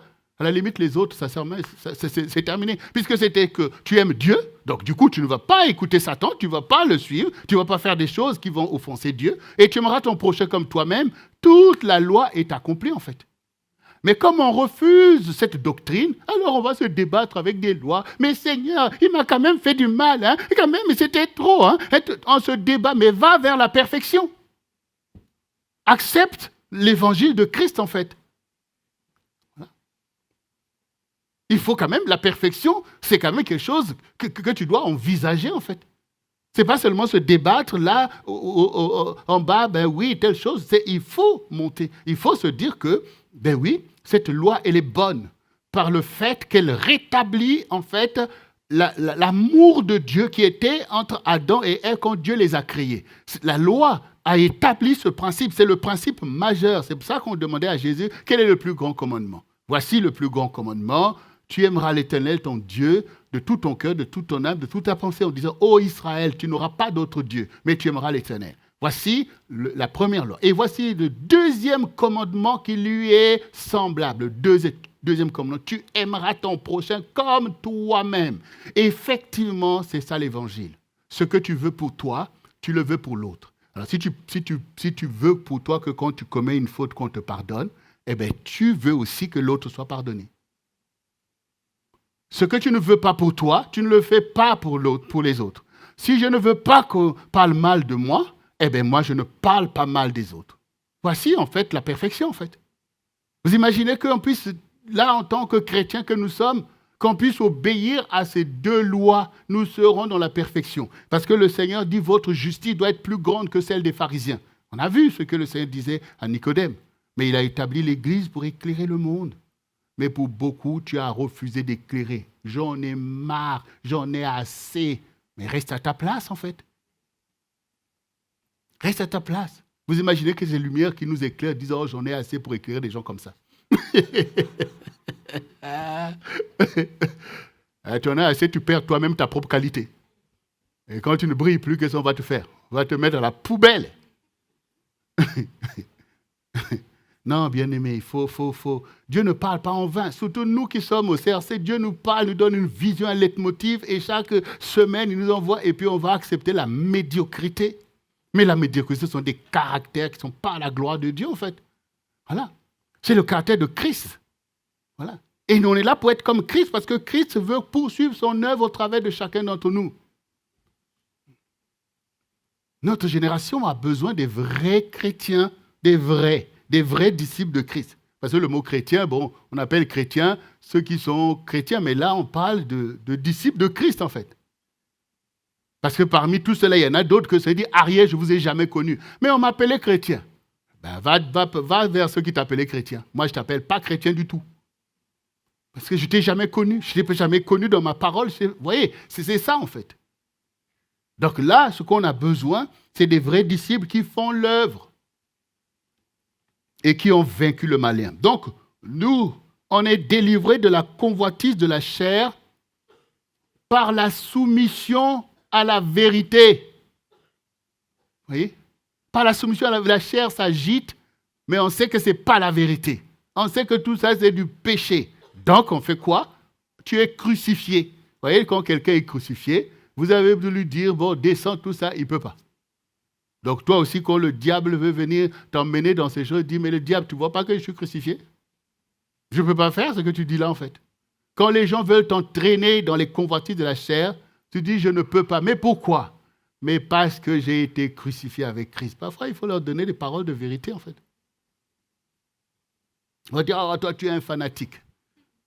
Si au moins on peut être fanatique pour la vérité, pas mal, hein? Ça sauve ça. Eux-mêmes, s'ils continuent un jour, ils vont se dire, ah, vraiment? Nous aussi, on avait une petite pensée de Dieu, mais en fait, la différence, c'est qu'il faut aller à fond dans les choses. Eh oui, il ne faut pas mélanger. Et la convoitise des yeux.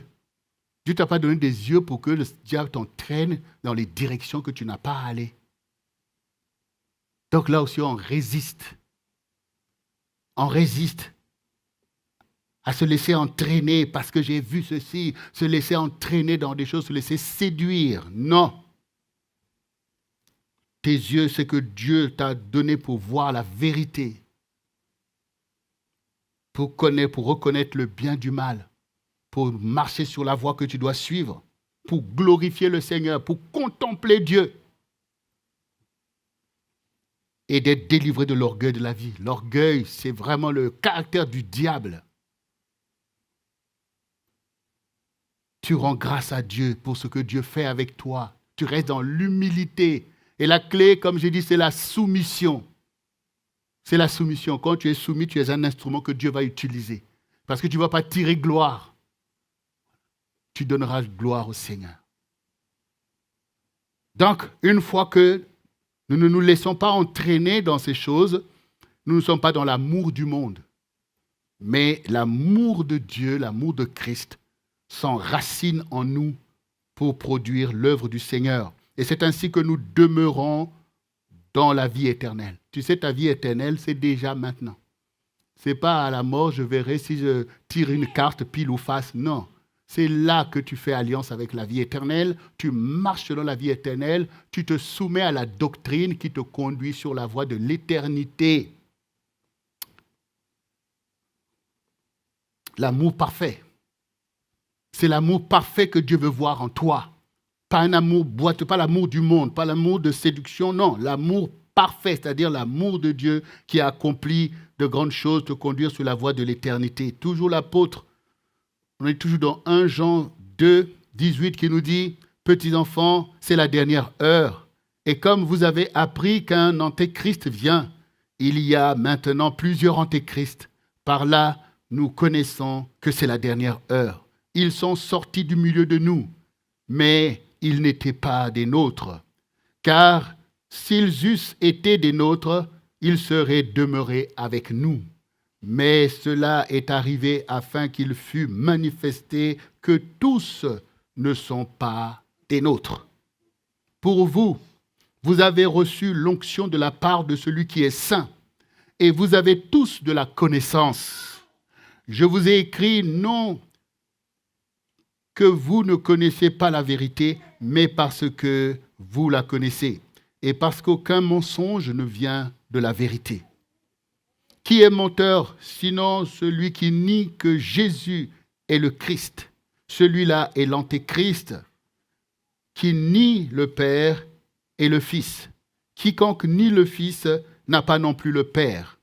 Quiconque confesse le Fils a aussi le Père. Que ce que vous avez entendu dès le commencement demeure en vous. Si ce que vous avez entendu dès le commencement demeure en vous, vous demeurez aussi dans le Fils et dans le Père. Et la promesse qu'il nous a faite, c'est la vie éternelle. Bien-aimés, dans le temps où nous sommes, nos challenges ont à voir avec la malice du diable agissant par des antéchrists pour emmener des doctrines fantaisistes, des doctrines de péché recouvertes par la religiosité, mais qui ne sont pas l'œuvre que Christ a enseignée. Des choses qui viennent pour entacher l'amour parfait des saints de Dieu, pour en faire en fait des fanatiques dans le mauvais sens du terme. D'ailleurs, je ne sais même pas si dans le mot fanatique, il y a un sens qui est bon ou pas, mais bon. Voilà, pour en faire au lieu des vrais chrétiens, ce qu'on pourrait appeler des crétins en fait. Ben oui, ça aussi c'est la vérité. Quand vous voyez comment se comportent certains chrétiens, mais même du point de vue moral, même les gens du monde vont se dire, ben attends, je n'ai pas de bonne moralité. Alors que le Seigneur dit, vous êtes la lumière du monde, que vous êtes la tête et non la queue. Il faut s'examiner soi-même en fait. Parce qu'en réalité, regardez comme quelqu'un comme Joseph. Quand Pharaon va lui dire, comme ça que je te place sur le trône, c'est-à-dire qu'on n'a pas vu en lui des qualités morales, même sa présence, ce que ça dégageait, et il va mettre quelqu'un comme ça sur le trône. Même les gens du monde, en fait, doivent voir et reconnaître que, même si on sent de la haine contre ces gens, on ne sait pas d'où ça vient, mais en fait, ce sont des gens recommandables, en fait. Voilà, ce sont des gens recommandables. Ce sont des gens de bonne moralité. On parle mal d'eux, ils sont toujours là en donnant le meilleur et leur sourire est sans hypocrisie. Oui. Mais quand le Seigneur fustigeait toutes ces religions, pharisiens, race de vipères, tout ça, c'est parce qu'il voyait l'hypocrisie, la duplicité. Oui. Et qu'au lieu d'être un exemple pour votre génération, vous voulez faire comme si Dieu est comme vous. Mais non, ce n'est pas ça en fait. Mais regardez Jésus lui-même, crucifié sur cette croix. Il dit, Père, pardonne-leur, car ils ne savent ce qu'ils font. Vous voulez savoir c'est quoi l'amour parfait? L'amour qui a totalement anéanti le diable. Parce que le diable, quand il a l'amour, le diable voit que c'est un amour rempli de duplicité. Ce n'est pas le vrai amour du Seigneur, en fait. Parce qu'il voit lui-même comment il peut te manipuler à faire des choses qui n'ont rien à voir avec l'amour. Mais ici, nous venons de voir, en fait, qu'aujourd'hui, nous devons, en tant que peuple de Dieu, en tant que les disciples de Jésus, nous mobiliser parce que les antéchrists sont à l'œuvre. Le diable est à l'œuvre. Mais c'est dans ces temps de la fin que le Seigneur veut faire une ultime moisson d'âme. C'est l'amour qui doit parler. Nous avons des sacrifices à apporter pour notre génération. L'évangile doit être encore devenir ce filet pour la pêche miraculeuse. Mais ça demande beaucoup. Ça demande beaucoup du don de soi. Tu ne peux pas être en tant que disciple tranquille sans souffrir de la souffrance des saints. Où sont tes prières, tes jeûnes, ton engagement, tes sacrifices, tes offrandes, toutes ces choses qui montrent que tu es concerné par la cause de Christ et que c'est l'amour de Christ qui agit en toi. Souvenons-nous ce que le Seigneur a dit, je connais tes œuvres, que tu sois bouillant ou froid ou bouillant, mais parce que tu es tiède, je te vomirai. La tiédeur, c'est le piège. C'est le piège, en fait. Le manque d'engagement pour la cause de Christ. Tu n'es pas en train de faire les choses tout simplement parce que ça t'arrange, en fait, parce que tu le sens. Non, c'est parce que tu dois le faire. Pourquoi? Par soumission à Christ et à sa volonté de sauver, à sa volonté de faire du bien, de faire de ta vie quelque chose d'utile pour l'œuvre qu'il est venu accomplir sur la terre, c'est-à-dire l'Évangile. Et l'Évangile doit sauver. L'Évangile n'est pas paralysé, c'est que des gens qui peuvent être paralysés. Il y a des générations où les saints de Dieu, même dans la Bible, on voit comment ils étaient à côté de la plaque. Mais dans l'Église aussi, malheureusement, il y a des générations assoupies. Mais le Seigneur est actif de notre temps. C'est un temps de réveil spirituel. Les saints doivent se réveiller et œuvrer. Et il ne faut pas te tromper. Satan a peur de toi. Parce qu'il sait qu'avec l'amour de Christ en toi, Dieu est avec toi. Et que tu feras des exploits. Nous ferons des exploits. Et que c'est ce qui compte. Parce que les exploits sont la restauration du peuple de Dieu. Les exploits, c'est pour tailler en pièces l'opposition du diable. Les exploits, c'est pour ouvrir le champ des possibles. Les exploits, c'est pour accomplir les promesses de Dieu. Les enfants d'Israël, ils ont bien fait des exploits en partant de l'Égypte jusqu'à dans le pays de Canaan. Tout ça, c'était des guerres, c'était des situations compliquées. Mais sans eux, où serions-nous aujourd'hui? Christ serait venu où? Il serait venu au milieu de quelle nation? S'il n'y avait pas des saints comme les Moïse, comme les Josué et tout, qui se sont levés pour la gloire de Dieu sur la terre, Christ serait venu au milieu d'un peuple idolâtre ne connaissant pas Dieu. Toi, tu serais qui aujourd'hui? Vous voyez, donc il faut quand même être dans la vérité. Il faut être dans la vérité. Il ne faut pas se laisser avoir par la chair. La chair veut être là tranquille. La chair veut se vautrer dans les choses qui lui plaisent. Mais les saints marchent sous les commandements de Dieu. Révolutionne-toi, reviens à cet amour de Dieu au milieu de toi pour vaincre tous les antéchrists. On voit même des choses qui se passent au milieu de soi-disant des chrétiens.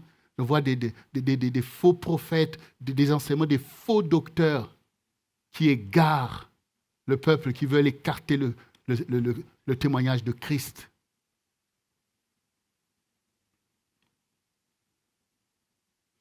Demeure en Christ. Celui qui n'a pas le Fils n'a pas le Père. Et on a déjà parlé de ça. Jésus, c'est Dieu. C'est écrit dans la parole que Dieu serait Emmanuel, Dieu parmi nous, qu'il s'incarnerait lui-même pour pouvoir conduire son peuple à la perfection. Et donc c'est pour ça qu'on appelle le Fils. C'est quand le Père rentre, il devient Fils parce qu'il est Fils de l'homme, parce qu'il est la descendance de la femme. C'est pour ça que maintenant il est Fils. Et quand il monte, il dit, si je ne m'en veux pas, le Saint-Esprit ne viendra pas. Mais parce que c'est le même, en fait. Je ne suis pas là pour revenir encore sur cet enseignement, en fait. Mais après, vous avez plein d'autres religieux autour de vous qui vont vous dire, ah oui, Dieu n'a pas de fils et tout. Et toi-même, tu trouves quand même que, peut-être que c'est un peu vrai et tout. Tu voyez vous-même, c'est la duplicité. C'est la duplicité, en fait. Même pour les enfants d'Israël qui ne reconnaissent pas Jésus. Mais attendez, mais ce qui importe, c'est quand même Jean-Baptiste a envoyé, quand il était en prison, il a envoyé ses disciples pour aller demander à Christ, es-tu celui qu'on attend ou devons-nous en attendre un autre? Le Seigneur a dit, allez lui dire ce que vous voyez, que vous entendez. Vous voyez, les malades sont guéris, les aveugles voient, et les morts sont ressuscités, et la parole est enseignée aux pauvres. Donc, le témoignage, il est là, il est clair. Mais toutes les promesses que Dieu a faites aux enfants d'Israël. Jésus lui-même, déjà, il a dit à la femme samaritaine, c'est-à-dire à nous, le salut vient des Juifs. Vous voyez, le Seigneur, comme Joseph, il ne renie pas ses frères. Il dit, le salut vient des Juifs. Malgré tout ce que vous allez voir, mais n'oubliez pas les élections de Dieu. N'oubliez pas que c'est eux, le salut vient d'eux. Et que lui-même, il est le berger d'Israël. Donc, il a mis en place l'Église, parce que c'est l'objectif de Dieu. Il a tant aimé le monde, donc il est là pour sauver les hommes qu'il a lui-même créés. Donc, il va rester dans la défaite, parce que Satan a emmené les gens sous l'idolâtrie, parce que je prends un peuple, et puis ça en reste là, les autres peuples vont périr. Non, il avait pris ce peuple pour être le chemin sur lequel Christ va venir pour sauver le monde. Mais quand maintenant, pour ceux qui disent « Oh, c'est pas Christ, il y en a beaucoup qui commencent à reconnaître et tout. Mais si aujourd'hui, il n'y avait pas l'Église, s'il n'y avait pas l'Église, S'il n'y avait pas des peuples, des nations comme les États-Unis ou même comme la France, à un moment donné, qui se reconnaissent comme, comme en fait des chrétiens dans le sens de l'œuvre de Christ. Mais aujourd'hui, avec tout ce qui se passe, comment Israël pouvait encore rester là, en fait, même par rapport à la puissance militaire? Quand les États-Unis s'engagent vis-à-vis d'Israël comme ils sont, ça a à voir avec le fait que Christ est le berger d'Israël, le protecteur d'Israël. Si vous croyez maintenant dans les prophéties de la fin, quand Christ va revenir, ça va être pour sauver qui? Tout ça, vous voyez, c'est l'amour de Dieu qui ne change pas. Et parfois, les chrétiens s'étaient rendus coupables sous prétexte qu'ils ont crucifié Jésus et on a livré des Juifs et tout un tas de choses et tout. Tout ça, ce n'est pas la vérité, ce n'est pas la doctrine que Christ a enseignée. On va se tromper, en fait. Tout ça, c'est les malices du diable, en fait. Ah oui, ils ont livré Christ, alors maintenant, on va vouloir les détruire. Est-ce que c'est ce que Christ enseigne même? On a bien vu comment il enseigne la loi, d'aimer ton prochain comme toi-même. Toi qui as été sauvé de tes péchés, tu veux condamner les autres à la mort? Ce sont les malices du diable. Mais Christ continue à accomplir son œuvre. Parce que, comme on a vu, il n'y a pas de mensonge qui sortent de la vérité. Mais dans les mensonges du diable, il y a un peu de vérité. C'est pour ça qu'il a la langue fourchue. Il va te tromper. Oui, mais ça, on voit que c'est comme... C'est la vérité. Non, c'est pas la vérité. C'est comme la vérité, mais ce n'est pas la vérité. Il suffit de bien regarder pour voir toi-même les aberrations qui sont tout autour, en fait. Mais dans la vérité, il n'y a pas de mensonge. Et Christ est la vérité. Et comment vous allez maintenant penser qu'une telle personne qui se tient dans la vérité, qui est la vérité, qui n'a jamais commis de fraude et qui n'est pas Dieu? Vous voyez? Donc nous, c'est ça la vérité aussi, tu es fondé là-dessus. Donc tu veux parler avec les autres religions, mais veille, fais attention en fait. Parce que si ça revient à ton intellect, oui, mais, c'est là que le diable gangrène. La foi, elle est là dans ton cœur. Tu connais Christ. Là, on parle de la connaissance. Tu connais Christ, en fait. Mon peuple périt faute de connaissance. Tu ne connais pas Dieu. Dieu ne te parle pas. Tu n'es pas visité par le Saint-Esprit. Tu n'as pas des sons, tu n'as pas des visions. Quand tu es là, dans tes épreuves, dans les combats, le nom de qui te délivre, ce n'est pas le nom de Christ. Qui est le nom que tu invoques pour chasser tous ces démons. Ce n'est pas Christ, en fait, qui te donne la paix. Ce n'est pas Christ, tu ne sens pas la présence du Seigneur. Tu n'as pas ce témoignage. Donc, tu connais le Seigneur. Et tu sais qu'il est Dieu. Voilà. Tu n'es pas en train d'invoquer quelqu'un qui est mort. Tu n'invoques pas Abraham. Tu n'invoques pas ceci. Même si Dieu est le Dieu d'Abraham, tu ne l'invoques pas. Abraham, viens m'aider. Quand tu es là dans les combats, le nom qui sort, c'est au nom de Jésus. Donc, il est Dieu. Ah, c'est à toi de garder ce témoignage de la vérité. Un jour, il y a un pasteur qui me témoignait dans un pays, qui me témoignait qu'un jour, il avait été invité par des personnes d'une association, vous voyez, des associations qui ont pignon sur rue et tout ça, qui sont au pouvoir et tout. Et puis, c'était à l'occasion de la mort de, je ne sais pas, d'un d'eux. Et ils aiment bien inviter les pasteurs. Donc, on l'a invité lui pour venir prêcher la parole. Alors, lui, connaissant ces personnes-là, au culte et tout ça, en plus des gens du pouvoir, donc il vient là, il commence à prêcher la parole.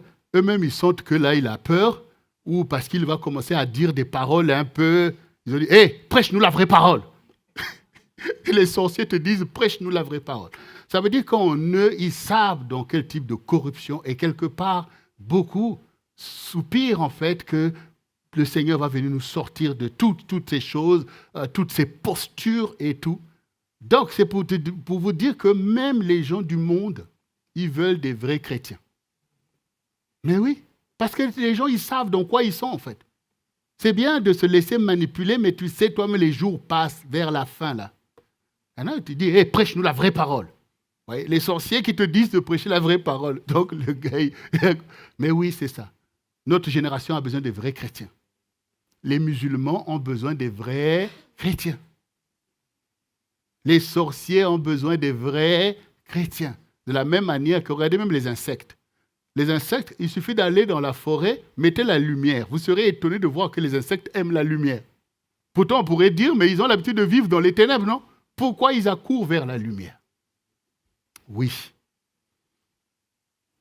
Pharaon, tout son peuple, ils ont reconnu que Joseph, il n'y a personne comme toi. C'est toi qui vas nous guider. Donc, bien-aimés, C'est par l'amour du Seigneur, ton Dieu,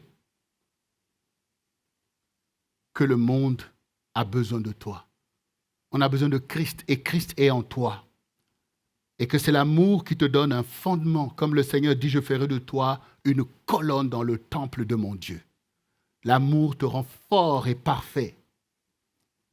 Et nous allons terminer par cette parole que le Seigneur, dans ce qu'on appelle la prière sacerdotale, nous a enseignée au travers de ses propres disciples. Toujours dans le livre de Jean 15, le verset 9 nous dit « Comme le Père m'a aimé, je vous ai aussi aimé. Demeurez dans mon amour. Si vous gardez mes commandements, vous demeurerez dans mon amour. Et de même que j'ai gardé les commandements de mon Père et que je demeure dans son amour, je vous ai dit ces choses afin que ma joie soit en vous et que votre joie soit parfaite. » C'est ici mon commandement. Aimez-vous les uns les autres, comme je vous ai aimé. Il n'y a pas de plus grand amour que de donner sa vie pour ses amis. Vous êtes mes amis si vous faites ce que je vous commande. Je ne vous appelle plus serviteur, parce que le serviteur ne sait pas ce que fait son maître. Mais je vous ai appelé amis, parce que je vous ai fait connaître tout ce que j'ai appris de mon Père. Ce n'est pas vous qui m'avez choisi, mais moi je vous ai choisi et je vous ai établi afin que vous alliez et que vous portiez du fruit et que votre fruit demeure, afin que ce que vous demanderez au Père en mon nom, il vous le donne. Ce que je vous commande, c'est de vous aimer les uns les autres. Voici, bien-aimés, c'est un commandement. Aimer les autres, aimer ton prochain, c'est un commandement. Ce n'est pas une option. C'est ça l'amour du Seigneur, c'est ça la vie éternelle, c'est ça être en Christ, c'est ça avoir Christ en toi. C'est de ne pas méditer le mal, ni de ton frère, de ta sœur, ni même de celui que tu ne connais pas. Quand nous parlons par exemple des religions, quand nous parlons de l'islam, ce en quoi ils croient et à ce que Jésus t'a enseigné, nous ne sommes pas en train d'enseigner la haine d'une personne en fait sous prétexte qu'il ne connaît pas Dieu. C'est pas ça en fait. C'est pas ça. Nous ne sommes pas là pour méditer le mal. Mais nous méditons à ce pourquoi nous sommes nous-mêmes là, en fait. Nous méditons à le rôle que la lumière doit briller. Si nous sommes convertis, nous aussi, nos parents étaient aussi idolâtres. Mais c'est par le témoignage des saints qui non seulement ont reçu, mais ont persévéré à nous témoigner de la vérité de Christ que nous-mêmes sommes là. Donc ce qui importe, c'est que ton témoignage soit sain, clair et net. Que les gens te rejettent, c'est leur problème. Mais ce n'est pas parce que tu leur fais du mal ou que tu leur veux du mal. Mais c'est que toi aussi, tu es soumis à Christ, tu as le joug de Christ et tu veux que la vérité triomphe des ténèbres. Donc, bien-aimé, on revient donc au Seigneur, à son commandement. Le Seigneur ne dit pas que aime comme tu peux ou comme tu veux. Il dit, aimez-vous les uns les autres comme je vous ai aimé. Le baromètre, c'est le Seigneur. C'est en lui que tu dois te mesurer. Ce n'est pas que tu vois les autres, ah oui, mais un tel ne fait pas. Non, aimez comme je vous ai aimé. Et le disciple n'est pas plus grand que le maître, mais il appartient à tout disciple d'être comme son maître. C'est ce que chacun de nous doit faire. Vous imaginez que si maintenant moi, j'aime comme Christ a aimé, toi tu aimes comme Christ a aimé, un tel aime comme Christ a aimé, nous nous aimons aussitôt comme Christ nous a aimés. En étant dans la vérité, on peut se dire les choses dans la vérité, mais on ne laisse pas la haine remplir notre cœur. On ne laisse pas les séparations venir à bout de ce que Dieu a fait au milieu de nous. On ne sort pas de l'église du Seigneur. On ne sort pas de l'évangile. On ne sort pas de la vérité. On ne sort pas de la vision. On ne sort pas de l'objectif qui est à la gloire de Dieu. Au milieu de notre parcours, nous avons des épreuves et des tribulations, mais l'amour triomphe. Il n'y a pas de plus grand amour que de donner sa vie pour ce que l'on aime. Ça veut dire que dans l'amour, il y a le don de soi. Et c'est quand même la figure la plus puissante, la plus importante de l'amour, c'est la miséricorde, qui manque dans les réalités que nous vivons. La miséricorde manque dans les familles, manque dans les couples, manque au milieu de l'Église, et Satan se glorifie de ces choses. Nous revenons au vrai amour. C'est la perfection de Dieu pour nous. Après qu'il nous ait enseigné sur la victoire à tous égards, ce qui établit cette victoire, c'est l'amour. L'amour parfait. L'amour qui ne soupçonne pas le mal. L'amour qui n'est pas envieux. L'amour qui supporte tout. Parce que supporter veut dire soumission. Tu es dans un monde que Dieu a créé, au milieu des choses dont tu n'es pas l'auteur. Mais toi, tu te soumets à la volonté de Dieu, qui t'a appelé là où tu te trouves, dans le temps où tu es. Et la soumission à Dieu, c'est ce qui permet à Dieu de conduire l'histoire à son accomplissement, au travers de toi. Les héros de la Bible sont là. Toi aussi, tu es un héros de la Bible parce que tu procèdes de la même foi. Et cette foi des saints que Dieu a envoyés conduira l'histoire de l'humanité à son accomplissement dans ces temps de la fin. Joue ton rôle. Et cette partition, ce qui nous unit, c'est l'amour du Seigneur au milieu de nous, le vrai amour. L'amour qui ne triche pas. L'amour qui ne se laisse pas manipuler par Satan. En lui, il n'y a pas d'amour. Il n'y a que des choses, des accusations, tout ce que vous voulez. Mais la soumission à Dieu, c'est qu'on lui fait confiance et qu'il accomplira parfaitement sa propre justice et ses promesses envers nous. Alors, bien-aimés, nous voulons aimer comme Christ nous a aimés, et donc nous aimer d'un saint amour et aimer aussi notre génération. C'est pour eux que nous sommes là. Tout ce que nous faisons, c'est un appel de Dieu pour eux. Nous ne sommes pas meilleurs que eux, parce que nous sommes sauvés par un seul. Nous ne sommes pas, on ne peut pas dire, oh, on est meilleur parce qu'on est sans péché. Notre péché a été enlevé, et comme le leur aussi a été déjà enlevé. Mais ils ne savent pas. C'est à nous de leur faire savoir et de leur faire connaître. Bien-aimés, donc, ce message nous emmène vers l'issue de cette année. Et nous savons ce que le Seigneur a établi au milieu de nous, c'est la grande restauration. Et cette restauration opère. Beaucoup avancent. Tu le sens toi-même. Tu n'es peut-être pas encore engagé à la dimension d'une telle promesse de Dieu au milieu de toi pour te sanctifier et accomplir ses promesses envers toi. Mais il n'est jamais trop tard pour l'amour. Il n'est jamais trop tard pour la vérité. Il n'est jamais trop tard pour ressembler au Seigneur. Et il n'est jamais trop tard pour donner le meilleur de toi-même aux autres. Qui témoignera pour toi devant Dieu? Mais ce sont les autres qui reçoivent ton amour, qui reçoivent les œuvres de Dieu au travers de toi.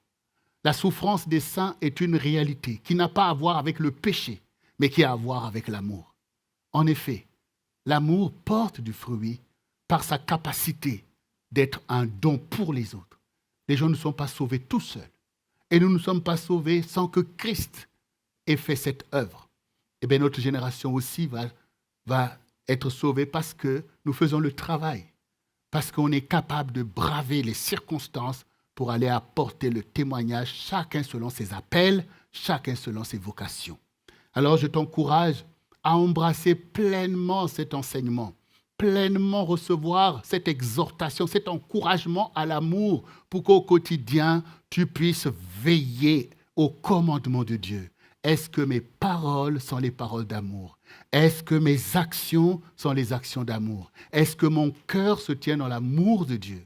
Est-ce que je travaille à aimer le Seigneur de tout mon cœur pour ne pas avoir un cœur partagé? Un coup Dieu, un coup, oh, pas Dieu. Non, de tout mon cœur. C'est une consécration au quotidien. David disait, mon âme bénit l'Éternel. Ça veut dire qu'il veut recadrer son âme par rapport à ses rébellions, pour dire bénis l'Éternel, c'est lui qui te guérit de toutes tes maladies. Alors tu arrêtes tes émotivités, tu arrêtes tes réactions. Tu dois être soumis parce que c'est ça la vérité et l'amour procède de la vérité. Quand il n'y a plus la vérité, tout ça c'est une séduction. Donc il dit, mon âme bénit l'Éternel parce qu'il doit aimer Dieu de tout son cœur, de toute son âme et de toute sa pensée. Et vous êtes là pour recadrer vos propres pensées. Il ne faut pas suivre vos pensées. Comme dit le Seigneur, ils ont suivi les pensées de leur cœur mauvais.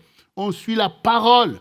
C'est ça le commandement et la soumission. Il y a des lois que tu dois suivre. Donc tes pensées, oui, tout ça, mais prie, invoque le sang de Jésus pour être délivré de l'oppression, de l'agitation de ces pensées qui sont là pour te souiller. et reste dans le commandement. C'est pour ça qu'il faut méditer la parole pour ne pas laisser tes pensées divaguer, mais laisser la parole triompher. C'est ce qui permet à Dieu d'accomplir ses promesses envers toi et de révéler ta propre destinée. Tu aimeras l'Éternel ton Dieu de toute ta pensée, de toute ta force. Ça veut dire que notre être est là pour servir le Seigneur. On y met la force. L'amour, ce n'est pas des bonnes intentions. C'est d'une puissance pour agir. C'est une volonté qui accomplit les choses. Et bien, vous avez des personnes, oui, je t'aime, mais quand il faut faire des choses, il n'y a plus personne. Ça, c'est des films. Vous voyez, ça, c'est des films, ça, c'est des romans à l'eau de rose ou je ne sais pas quoi. Ton amour, c'est comme Christ.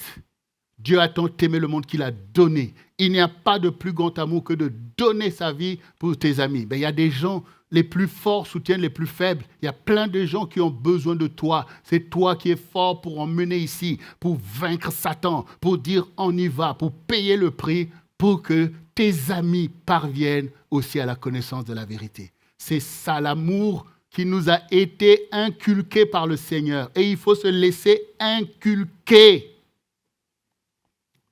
Le diable t'apprend dans ta génération, oui, les rebelles, tu as le droit, tu es libre. Mais la liberté n'est pas un principe trompeur, en fait. Voilà. La liberté, c'est ce qui te mène vers la vie. La liberté, ce n'est pas pour se perdre, en fait. Donc, bien-aimés, acceptons la discipline chrétienne par l'enseignement du Seigneur où les commandements sont à leur place. Il y a beaucoup trop de sens interdits que chacun se permet de prendre. Alors que Dieu attend le témoignage de l'Église. Et on entend tout ce que les mauvaises actions qu'on entend, l'Église, on en parle d'une façon vaine. Mais est-ce que le Seigneur n'est pas celui qui restaure la gloire de son Église? Mais toi, fais partie et sers le Seigneur avec vérité et avec les saints qui le servent. Arrête de suivre des personnes dont tu vois toi-même qui ne sont pas à Christ, ou alors peut-être qu'ils sont à Christ, mais c'est des vierges folles, qui n'appliquent aucune doctrine, qui se permettent des choses de mélange du bien et du mal, et qui ne sont pas là à souffrir, en fait, ni pour l'Église, ni pour le Seigneur, ni pour les plus faibles, ni pour les enfants. Ils sont là comme dans le vent, en fait, et c'est eux que tu veux écouter. L'Église est établie et il y a des autorités qui sont placées. Il y a des apôtres, il y a des prophètes, il y a des évangiles, des pasteurs, des docteurs pour l'édification du corps de Christ. Il faut un peu d'ordre et de discipline. C'est ce que Dieu est. Satan, comme vous avez entendu, il mélange le bien et le mal. C'est un esprit d'anarchie. Et donc, voilà, des personnes qui n'ont pas de principe. Ce n'est pas des disciples. Ce n'est pas des gens sur lesquels tu vas faire fonder ton témoignage en écoutant des personnes qui suivent leur propre voie. Dans la maison de Dieu, on ne suit pas notre propre voie. On suit la voie de Christ et ça oblige chacun à des responsabilités, à des choses que nous souffrons, mais qui sont le vrai amour du Seigneur en nous. Christ en toi, l'espérance de la gloire. Et la gloire de Dieu, c'est de sauver les âmes. La gloire de Dieu, c'est que nous sommes des disciples envoyés pour faire d'autres disciples. Beaucoup de gens sont prêts à nous écouter parce qu'ils sont gavés des mensonges et des idéologies pernicieuses. Ils sentent déjà la perdition.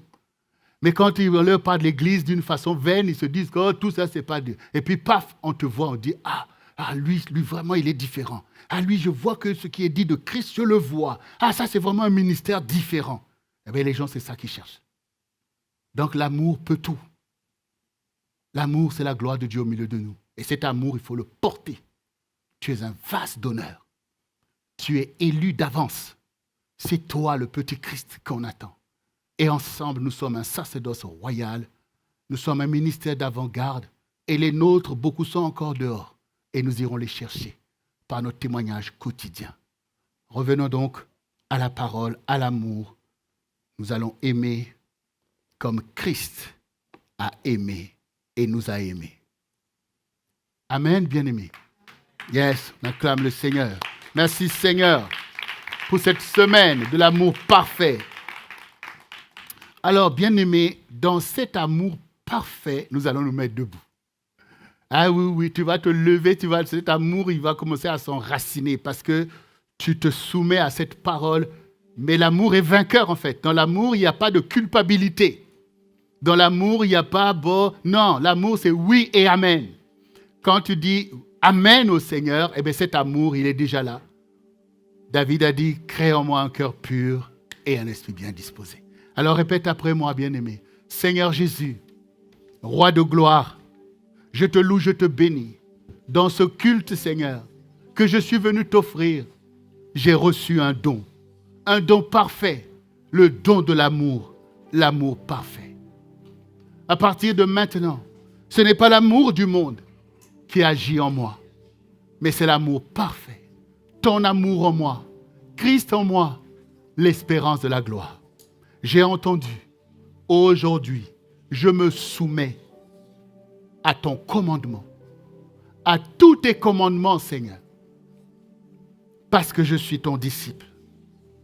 Je renonce à moi-même et je prends le joug de Christ pour être conduit, non pas selon mes pensées, mais selon ta pensée pour moi, selon ta volonté et non pas selon ma volonté. Seigneur Jésus, tu es mon modèle absolu. C'est toi, Seigneur. C'est toi qui es Dieu et qui m'a sauvé et qui me marche et qui me conduit sur le chemin de l'éternité. Désormais, je veux marcher en nouveauté de vie, renouvelé par ton amour en moi pour accomplir l'œuvre du ministère à laquelle tu m'as appelé. Oui, Seigneur, ton amour en moi change ma perspective. Je ne regarde plus selon mes pensées, mais je regarde selon ton sacrifice, selon ton évangile de paix pour le salut de ma propre génération. Je me réfugie dans ton amour. Je me tiens dans ton amour pour persévérer dans des temps difficiles, pour persévérer dans les tribulations, pour persévérer face à l'opposition de l'ennemi. Je me tiens comme toi tu t'es tenu. Seigneur, je veux être semblable à toi. C'est pourquoi je me soumets. Car ce n'est pas par moi-même, mais c'est toi en moi. C'est toi qui es ma force éternelle. C'est toi, Seigneur éternel. Ce n'est ni par la chair, mais c'est par ton esprit. Remplis-moi de l'esprit de vérité. Circoncis mon cœur, circoncis ma langue, Seigneur, afin que le Saint-Esprit puisse agir en moi. Maintenant, je suis né de nouveau et je suis comme le vent. Je suis une flamme de feu pour faire ta volonté. Merci pour ton amour parfait. Je reçois ton amour parfait et je libère ton amour parfait pour aimer le Seigneur de tout mon cœur, de toute mon âme, de toute ma pensée et de toute ma force, et pour aimer mon prochain comme moi-même, parce que tu l'as formé à ton image et à ta ressemblance. Tu ne m'as pas envoyé pour juger ma génération, mais tu m'as envoyé pour faire des disciples. Merci Seigneur pour cette perfection, pour cette restauration, cette grande restauration de mon identité qui est cachée en toi. Révèle mon identité, Seigneur, comme tu as révélé Joseph, comme tu as révélé David, Esther. Révèle mon identité pour ta gloire, pour le salut de ton peuple et le salut des âmes. Me voici, Seigneur. Conduis-nous, Seigneur. Nous sommes tes disciples. Nous sommes un peuple saint, un peuple béni pour notre génération.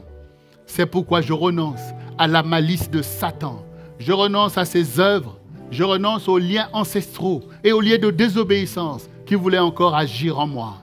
Et je laisse l'évangile de Jésus prospérer en moi, car je suis lavé par le sang de l'agneau. Et je lave ma robe dans le sang de l'agneau. Mon âme est lavée dans le sang de Jésus. Mes pensées sont lavées dans le sang de Jésus. Mes émotions sont lavées dans le sang de Jésus. Ma chair est lavée dans le sang de Jésus. Et désormais, je suis un vase d'honneur dans la main du Seigneur. Père, fais ta volonté. Enseigne-moi tes commandements, Seigneur, et aide-moi à marcher sur les serpents, sur les scorpions et sur toute la puissance de l'ennemi. Rien ne peut me nuire, rien ne peut m'arrêter, mais je suis plus que vainqueur pour la gloire de Christ. Alors, bien-aimé, reçois cette prière que j'élève en ta faveur. Toi qui es là, toi qui m'écoutes, et toi qui recevras ce message, où que tu le reçoives, et à quel moment. Le Seigneur dit, si tu entends ma voix, n'endurcis pas ton cœur. Alors reçois maintenant, recevez cette prière. Seigneur Jésus-Christ, Dieu vivant, Dieu puissant, toi qui conduis le centre du réveil chrétien, Seigneur éternel, selon tes commandements, Seigneur. Nous te bénissons, Seigneur éternel, Dieu, pour cette grande restauration, Seigneur, que tu déploies au milieu de nous jour après jour. Nous te déployons, nous te bénissons, Seigneur, pour cette colonne que tu établis maintenant même au milieu de nous, dans les cœurs et dans les vies, Seigneur. La colonne de l'amour parfait, ton amour révélé au monde, l'amour qui peut tout, l'amour qui triomphe du monde éternel et l'amour qui glorifie le Seigneur, car l'amour c'est Dieu. Cet amour, Seigneur, que nous avons reçu par cette parole que nous allons méditer et invoquer, Seigneur, cet amour plus que vainqueur, par lequel nous allons faire des exploits extraordinaires à impacter notre génération. Je te donne gloire, éternel Dieu, pour ton peuple, éternel Dieu, qui reçoit cette parole de tout son cœur, que son cœur soit rempli de cette vérité, de cette puissance, afin que ceux-ci deviennent des disciples puissants au milieu de leur génération, pour pouvoir conduire le peuple de Dieu dans les hauteurs et appeler au salut les âmes qui sont dans les ténèbres par la lumière de ton amour en chacun d'eux, Seigneur. Cet amour éternel, Dieu rédempteur, qui relève toutes choses en eux et tout autour d'eux pour la victoire de l'Église de notre temps. Ô Seigneur éternel Dieu, oui Père, oui Seigneur, ils n'ont pas endurci leur cœur, alors fais ton œuvre en eux, Seigneur. Que cet amour s'enracine maintenant dans leurs émotions, de telle sorte qu'ils puissent le pratiquer au quotidien et d'être vainqueurs, comme les saints qui ont marché avant nous, Seigneur, par lesquels l'Église est arrivée jusqu'à nous, comme tu l'avais ordonné. Seigneur éternel, notre Dieu, Christ en eux, c'est l'espérance de la gloire éternelle. Fais éclater la gloire de ton amour, Seigneur éternel, l'amour qui obtient l'exaucement de Dieu, afin que tes exaucements nous accompagnent, les accompagnent au quotidien, et que le sang du réveil chrétien puisse accomplir son rôle historique, Seigneur, pour déployer l'amour de Christ dans les cœurs, dans les familles, au milieu des peuples que l'ennemi avait retenus loin de toi par des fausses prophéties, Seigneur éternel, oh Dieu, et par la méchanceté. Oui, Seigneur éternel, c'est pourquoi au nom de Jésus, que le fleuve de l'amour de Dieu jaillisse en toi maintenant même.